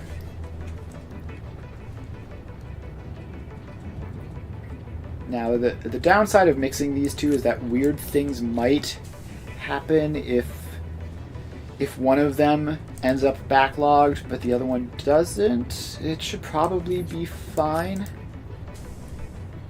I guess the issue would be if the two of them combined are backlogging so fast that it overwhelms this ability to fix it, but I think the backlogs build up very slowly. I don't think they're the sort of thing that you could notice by standing there and staring at it. Alright, and we're apparently almost done dealing with this. Alright, so we've got that. And then if we head over here, they've all got space to output their alumina solution, which means they should be nearing 100% productivities over time.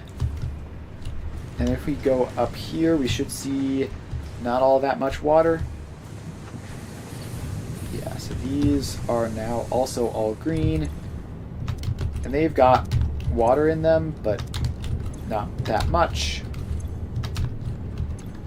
They are emptying. Alright.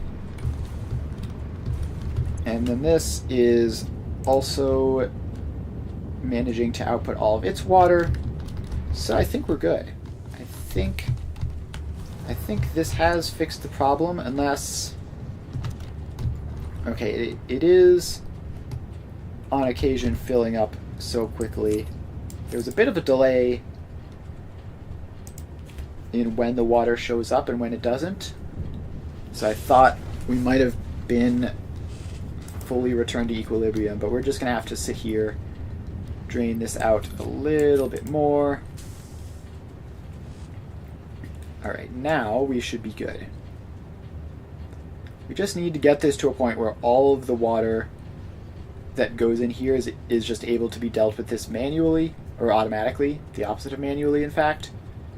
So if this can run fast enough to keep all the water out without me having to drain it like that, then we'll know that this is fully operational. And all of these have got their room for their alumina solution output. This one's maybe a little bit dicey, but it looks fine. So yeah, there we go. I believe that should have fixed it. And then in theory, right, this should only ever run if there's a problem.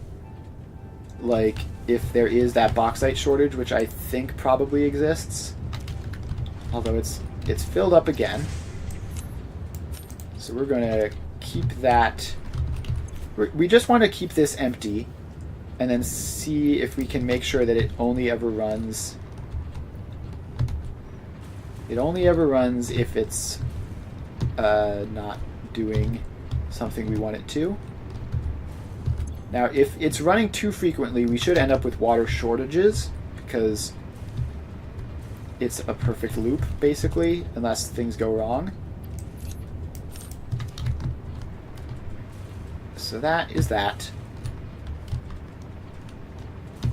Okay. I see yellow lights over here. Is that... I don't know why.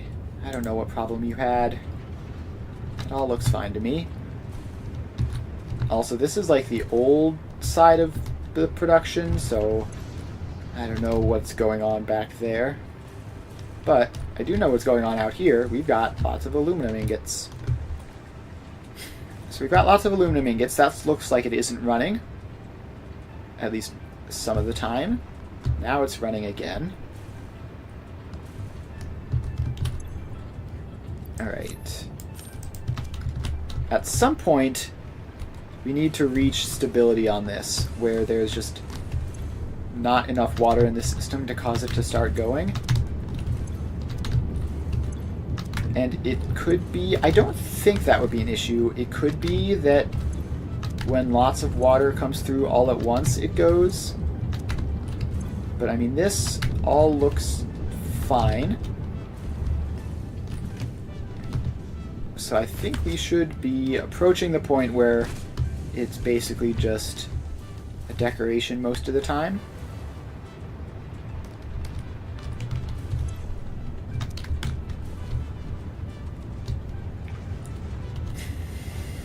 Alright, so it is still running and draining out water. Yeah, it had a lot to drain. It's a good thing I didn't try to sit here and let it do it manually. that would have taken forever. And we just need, I guess, these pipes to eventually just drain down to the point where they're lower than this is what would have to happen for this to fully stop. Because at that point, then all of their outputs will just be going into these machines and we'll be good.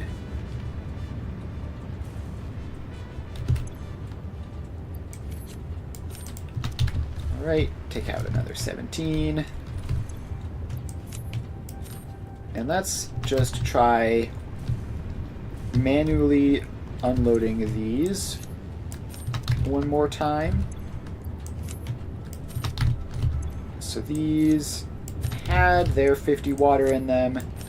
Now they do not. Those ones we don't have to worry about because they're different.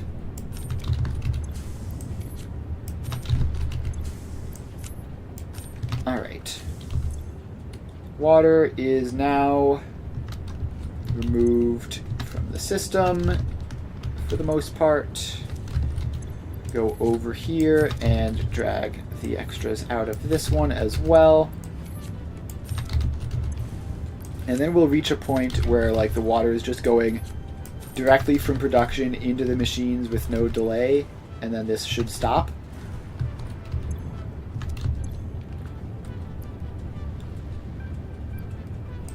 Alright, let's keep doing this. Eventually this is going to run out of spare water, and then we'll be able to stop and see if it works. Okay, these two on the left, though, we need to remember to just ignore those.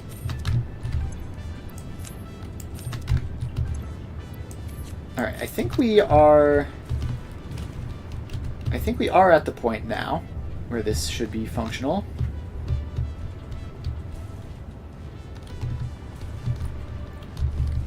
And then, hang on, does this go down at all? No, it stays on the level and then goes up. So that should be okay. We shouldn't have problems from that. And this isn't currently running, whereas all of these are. Alright, is it okay for that? Yeah, it should be fine. As long as that isn't running. I think technically all I'm doing here isn't necessary, and it would just equalize out over time anyways.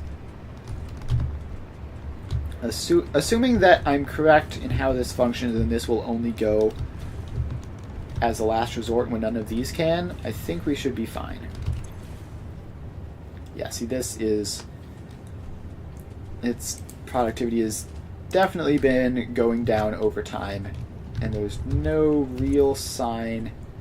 I mean, there's definitely water in these pipes, but not enough to get up to here. This is all totally empty. Alright, so I think I'm happy with that. It should be keeping the whole thing functional now. And I don't know what's going on with these splitter systems, but I assume I know what I was doing when I set them up. So now let's head over to the aluminum. And so the output here is getting output. And I believe this does... It loads in from both sides, right? The top row and the bottom row. Yeah, it loads a bit weirdly, but it's probably okay. Alright, so that is all set up. Alright, now I still think that we don't have enough bauxite input. And I'm just going to try to see if I can catch that. No, I mean, all of these are doing fine. Obviously, it's a bit of a disruption when the train shows up. They should be doing fine. And now we have trains showing up to grab aluminum ingots, which actually you should be able to get some this time. That's nice.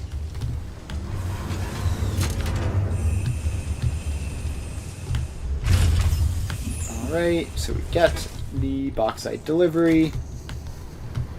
And yeah, I mean, this is all fine. We get 519, 464, 513, 488, 415. So this one over here is like by far the least heavily used. But that, it's, even when I say by far, it's not really that much of an issue. Like, they're all getting filled up, so it should be okay.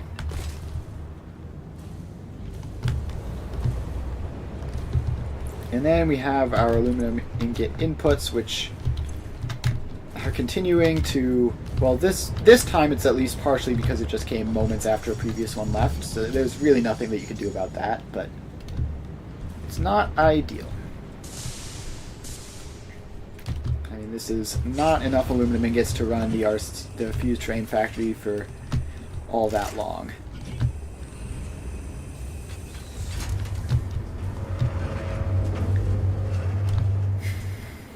Alright, does this, like...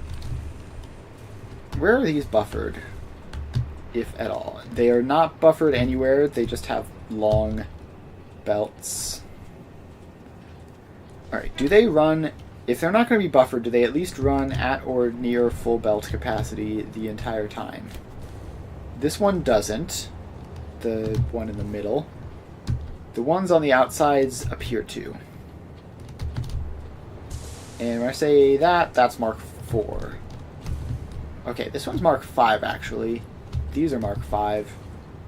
This is the only Mark 4 one. These two are at Mark 5 capacity. This one is somewhere in between the two, I guess.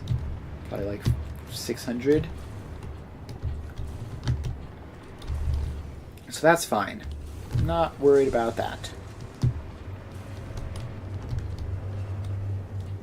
And we are just desperately trying to load up these trains with whatever aluminum we can get. So we could, theoretically, I think we can accelerate loading a little bit with industrial storage chests in these two spots. Yeah, so that, I mean, that'll help a little bit at least. Might as well. It'll help a little bit. Not exactly gonna massively increase things, but it'll be a marginal upside for no real cost, so we might as well. So now, while the trains are stopping in the station and they can't run, it'll still fill up this industrial storage chest, which is past the first splitter, meaning that this can then output faster. And it's going to be prioritized on the bottom belt, which I don't think that makes a difference at all. And it's, again, this is a very, very marginal improvement. It also might theoretically mean a little bit of splitting between these two belts happens, but see, now there's a train stopping in here. RCU aluminum train is right back as usual. So now we see all of this throughput stops, but this will continue to load, which prevents any aluminum from being sunk. And then once it finishes loading, this output will then be traveled into these, and it'll go faster than usual, and so it should then drain. There we go, we see this then draining out onto these belts. And that's a good solid, I mean, multiple stacks, like 4 or 5 stacks of aluminum, which are going to wind up in trains that otherwise would have just been sunk. So that's a pretty nice little win there.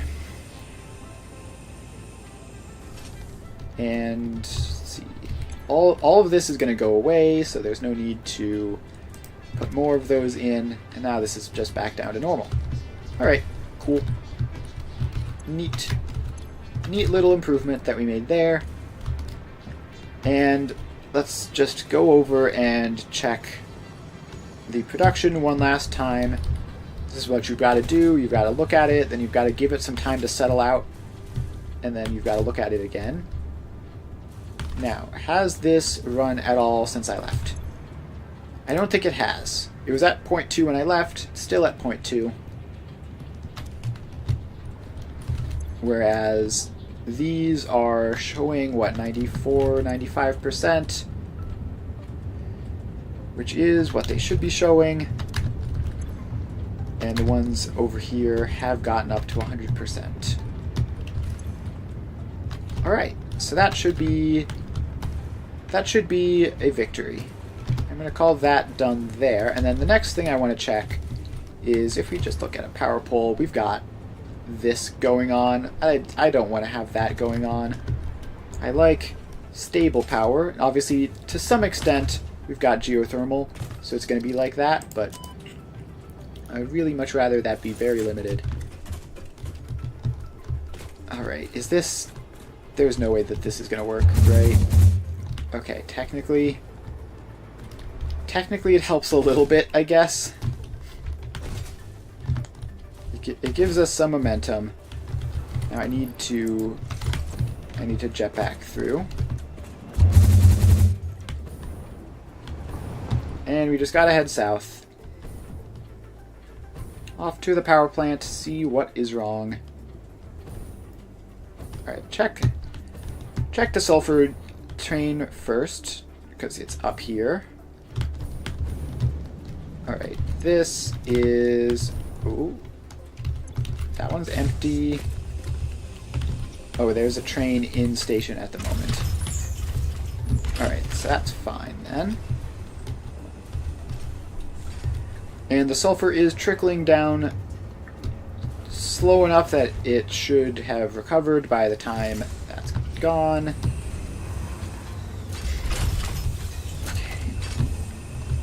Okay, unloading animation is done. It's a bit of a janky animation, but then we see that only that last one, which is prioritized over the others, got emptied. The rest of them are doing just fine. So there is no real risk of sulfur shortage. Like, even if there's a pretty long delay, that stuff would last for a while. I just realized I might not be coming down on top of a power line, so let's swap. Let's swap to the jetpack. Yeah, there's no power lines here. I would have just face planted if I tried to catch my fall with the hover pack. Alright, then we go over here and we've got these boxes which are going to contain even more sulfur. And just a good solid amount. Nothing crazy, but, you know, enough that there's never going to be any problems. But there are problems somewhere. Alright, did I see a yellow light in here? Pretty sure I did. Alright, yeah, all of these are 87... Well, this one at least is 87%. This one is 47%. Alright, and these ones are fine. Alright, so... Let's confirm. Those are all fine. It is these last two rows, and this row specifically more than the others, which are not getting enough fuel. Now this one looks like it's got lots of fuel in it. Alright, is this whole thing... Alright, down here we are at 100%, but yeah, so there's definitely a fuel shortage.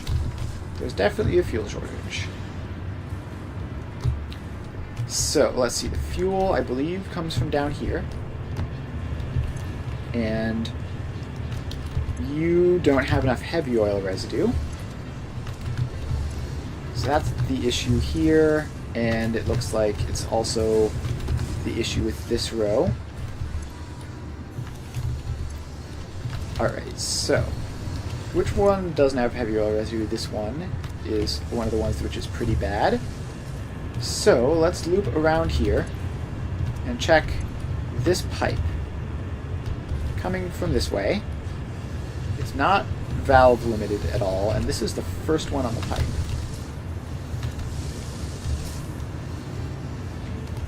Alright, the water is fine. Water's not an issue. Alright, how is it distributing like this? See, this doesn't make any sense to me. From what I know of heavy oil residue, is there another input over here? There is... Alright, so we're inputting heavy oil residue from both sides. That's 50, 100, 150, 200, 250, 300. So that shouldn't even be necessary to do. But we are doing it and it isn't working. So this side seems to be getting the heavy oil residue coming in. It doesn't seem to be coming in from this side.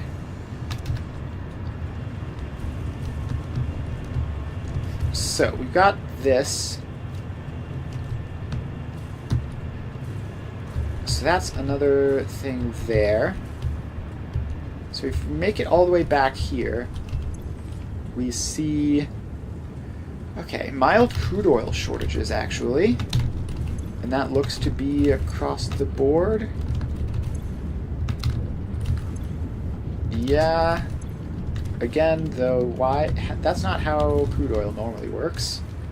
Oh, is it because of these freaking things? Yeah, it's because of these stupid things, isn't it? Alright.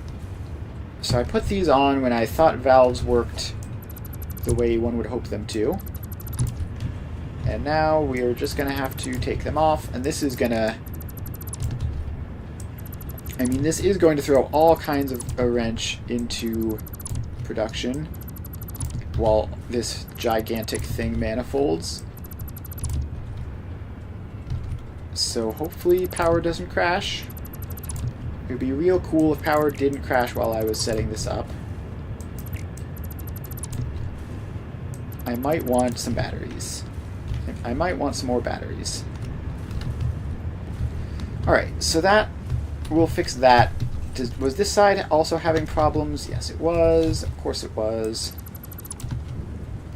So these valves all have to go away.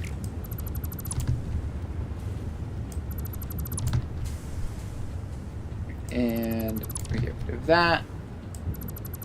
And we get rid of that.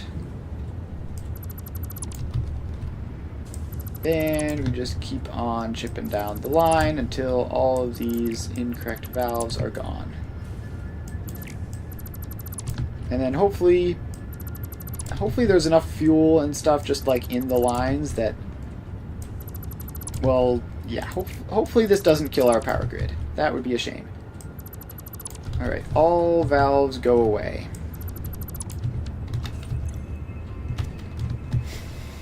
Alright, so we no longer have any valves, which means that this should just work.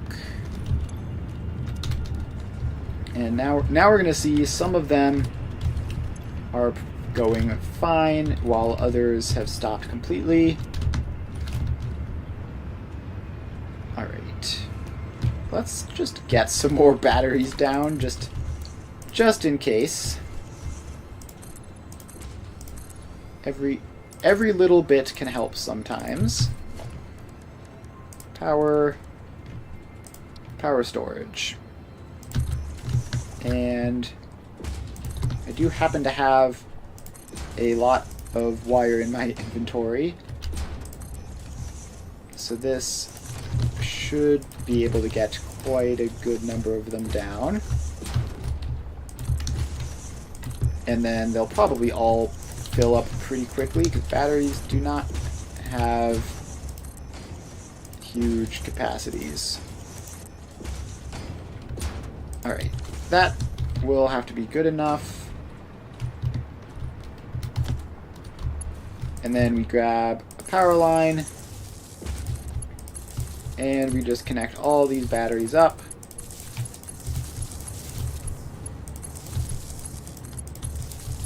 So that should increase our storage a little bit so that hopefully we can run for a little while longer on not enough production in case something weird happens while this oil fix is trickling through. Alright, so storage charge is 5,600 megawatt hours. And okay, charge rate of something or other.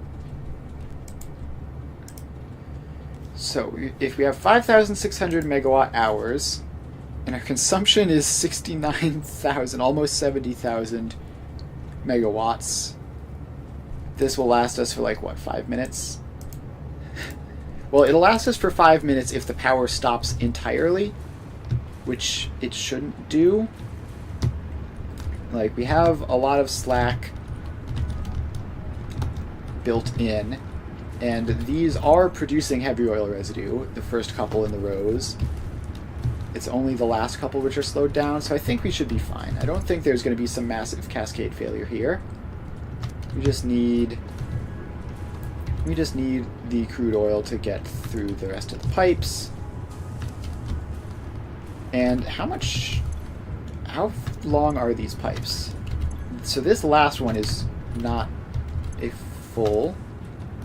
So that's 30, 60, 90, 120, 150, 180, 210, 240, 270, 300, 330, 360, 390, 420-ish plus a little bit. That's probably fine. Alright, where do we have? Oh, there was this thing, right. That was a problem which I had noticed earlier and said I would fix later, and then I definitely didn't. Whoops. Alright, so it's going to take just a very long time for this fix to trickle through. In the meantime, it's probably not doing great things for this. Probably not doing great things for our power, but the last couple are starting to get back on. Like this one, it's just a couple machines which aren't running now.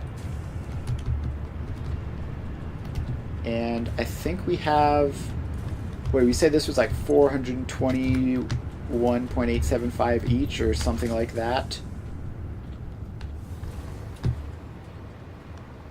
And then these are 300 and 600, which is more than that. So it should be fine. In theory, our crude oil output is more than we need, which means that it should fill pretty quickly. In practice, these are both pumping as hard as they can pump. And we're just going to have to see what happens with that. That's 500 some, that's 200 some.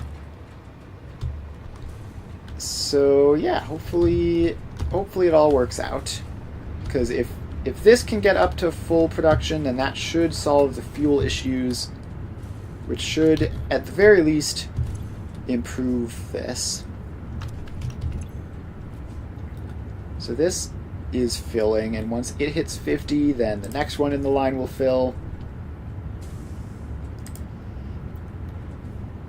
Alright, so now that that is at 50, it's not taking excess crude oil anymore, which means that this one can start taking excess crude oil, and that will just cascade it down until they're all good.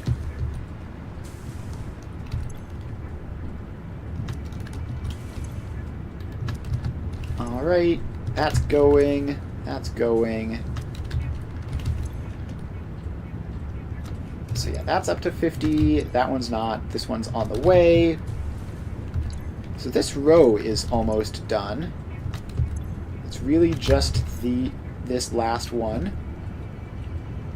And once that row finishes, then this row will be not far behind. And then our crude oil production should be up to pace. Although it looks like we might... No, it looks like we are getting enough production through. Like this has to get up to 50. Although it is probably going to take a long time. And then once that does, then that one is already saturated, so that one should be good to go. Alright, so this row is going to be all producing. This one is struggling still. But the fact remains we are putting more crude oil into the system than we're taking out, so it should fill up eventually. So this has hit 50, and now this is going to get up, and now this can run continually. Alright, so that's that. And let's check the power poles, and we do see it looks like production has trickled up a bit. I mean, it's down at like 180s, like the low 180s here, and it's up at the high 180s up here, so that's probably good. Probably made a minor improvement there. Now this one is still, this side is still really not getting crude oil. It's not getting past this for some reason. Hopefully that will change once this side gets saturated.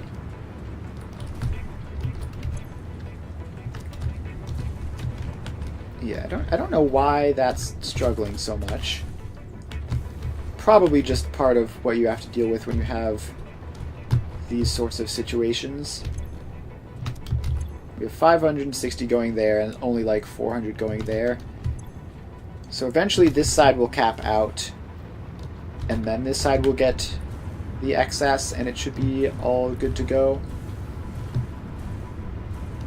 And currently everything but this one is running. Now this one is probably just running very temporarily, but actually, yeah, that's definitely only running temporarily. This one looks like it's actually close to 100%. At least at that rate. Alright. I think power is good now. So we should be able to safely just leave this area behind. And we can take our hypertube cannon up, and then it's in the swamp. So yeah, this is pointed in generally the correct direction. Off we go. Takes a lot of height gaining in order to get there. And we're probably not going to make it all the way. We're probably going to have to... Yeah, we're definitely just going to have to get close to some power lines. Alright, and then swap to hover pack, and now we can gain all the height we need. Alright, so what was going on over here? Apparently nothing. Whatever it is has stopped. Cool. Alright, well that was productive. Yeah, I think there's just like mildly weird things going on with this train station. Oh, I just wasn't paying attention and jumped out of power pole range. Oh, why is that not covered fully? Well, that's annoying. We're gonna have to parachute on over to this and then climb back up. Alright, there should be power on this. I can't see it, but it's just on this side, I think. I don't know, let's swap to hover pack and see. Yes, there is. Alright, so we can hover pack on up here and just check to see if we can see any weird train stuff going on. Also, the main goal for today is the magnetic field generators, and those are successful. Up to 500 in the space elevator. All good to go. Alright. The ACU. Is everything going well here? Let's just head over and check the... Let's see. Do I see any yellow lights? No, I do not. Yeah, everything looks good here. This looks like a fully functioning factory. Oh, is that yellow or am I just colorblind? Yes. Alright. We found a problem. Not enough heavy modular frames. Where do the heavy modular frames come from, and what exactly is the problem? So those are just this belt here. Alright, first just check I didn't do anything stupid with that. Right? So that's 88%, that's 88%, because they're not encased industrial beams. How is it that encased industrial beams are just like a plague on my existence. They're always the problems, somehow.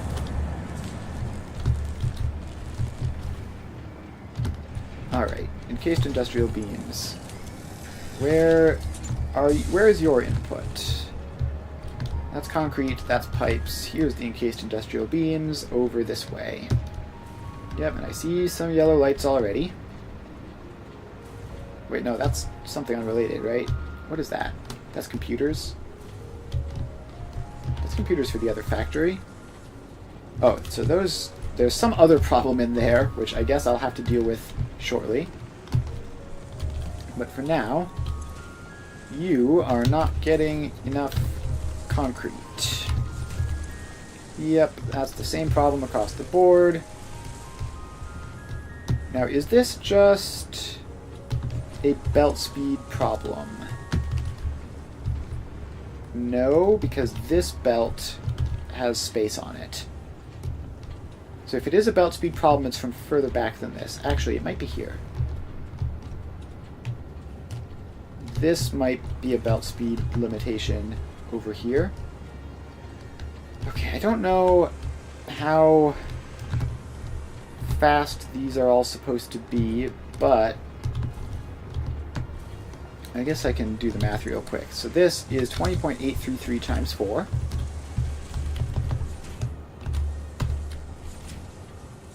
Which is 83.3 repeating. This belt over here is going to go up back to the heavy modular frames, which are another 18.3 repeating, plus 18.3 times 2 is exactly 120. So if those two are exactly 120, then this belt here should be running non-stop around the clock, and it is not doing that. That's a Mark II belt. Oh, I see. I see. We're trying to merge stuff into here, but it's only a Mark II belt.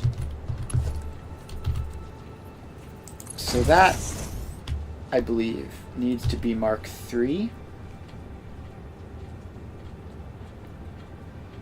Alright, does that solve the problem? Or have I just pushed the issue around? We have 120 going in there. We split off a small percentage of it that way. That's doing fine now. 36.6. I should have throughput monitors on that and on that.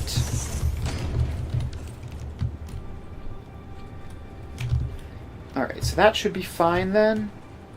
This is showing in the ballpark, although now it's saturating. Why are you backlogging? Are you still getting too much? Or is it just that this is a volatile line which stops and starts?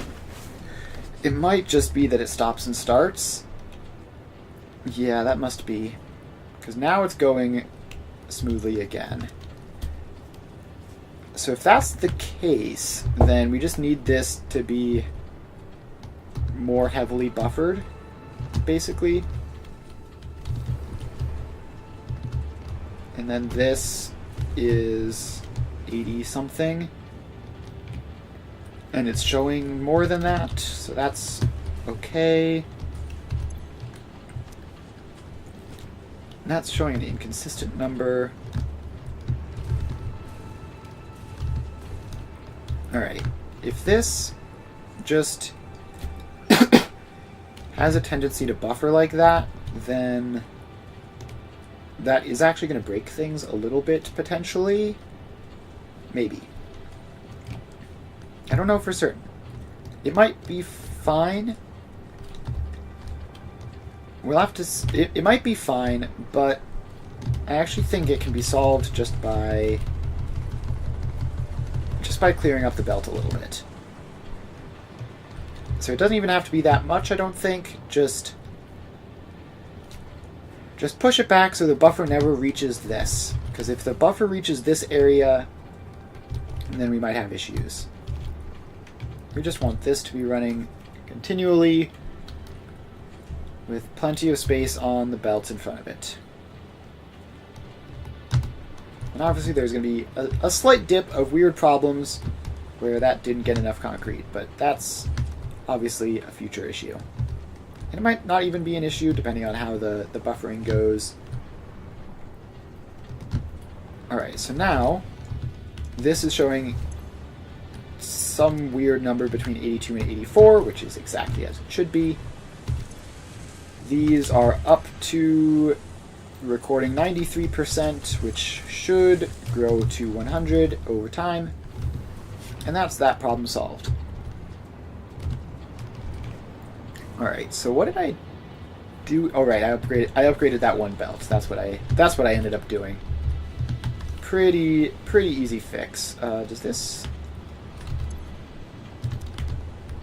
need any more stuff like that? I don't think so. So that's center overflow right any. The right is a specific value. This is never going to be 120, I don't think. Let's just stare at it for a little bit. Can I get an angle on it? Yeah, it looks like that's like half full, as expected. Alright, so that should be that. And that was obviously just, stopping by at a factory to fix some bugs. Now, speaking of that, though, I believe I had looked at these computers over here, and they were having problems. Now, they're having output problems. So the computers are filling up the box in front of them, which is going to be down here. Alright, that's the final output layer, I guess. And we're short heavy modular frames here too, maybe. Although they're showing 100% everywhere. That might just be... Yeah, that's probably just remnants from a past issue that I had fixed at some point. Although over here automated wiring is actually the issue, weirdly. Except for this one, where it's back to heavy modular frames. But regardless of all that, none of this is actually an issue. Like, these are all functioning properly. So, I think we can just leave them. Although I do have random junk in the inventory. Okay, I had set this train system up specifically so that that could happen and not be an issue. So we don't have to worry about it. So let's just open this up. Find one of the ones where automated wiring is low. Just feed you some of those. Feed you some of those. And it changes nothing, but it frees up 2 slots in my inventory. And that's the important part. Alright, so now we can go back up to the computers and where are they? Are they this floor up here? Gosh, there's so many floors in this thing.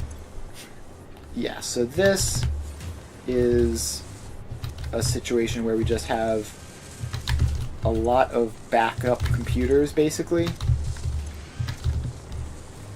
And if we were to drain this backlog, it would probably just remain drained. So let's do that. And if it doesn't, then we'll know we have another problem. Alright, I missed this one. Alright, so those are all set up. And then let's go down here and pull some computers off the belt, I guess, just so that it can run steadily. There we go. That's all doing that. And yeah, let's just yoink some of these computers just to make sure that there's enough spare room on the belt again. We don't need those computers. We can just get rid of them. So now these should run continually, and that will allow us to detect future problems with the factory if they happen to exist. I believe I had set this... I believe this factory... Yeah, this was before I started putting sinks on everything. So it's entirely possible that there is some shortage downstream of the computers that wouldn't have been seen because they're not using resources at full capacity. So just fixing things like that can be quite helpful.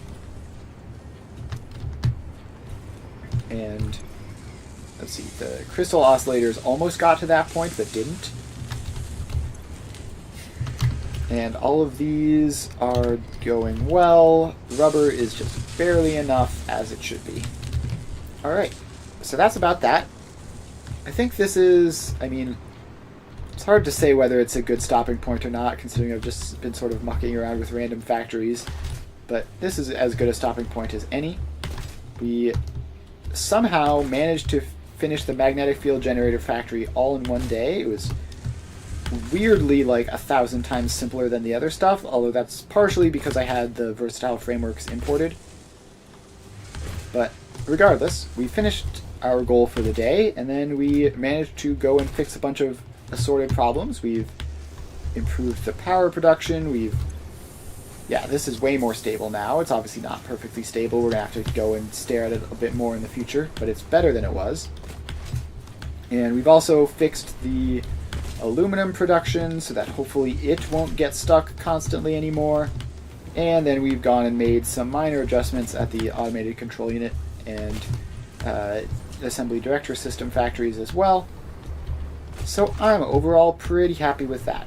Thanks everyone for hanging out. Had a lot of fun. I will be back tomorrow playing Factorio, so if you're interested in that, make sure to stop by then.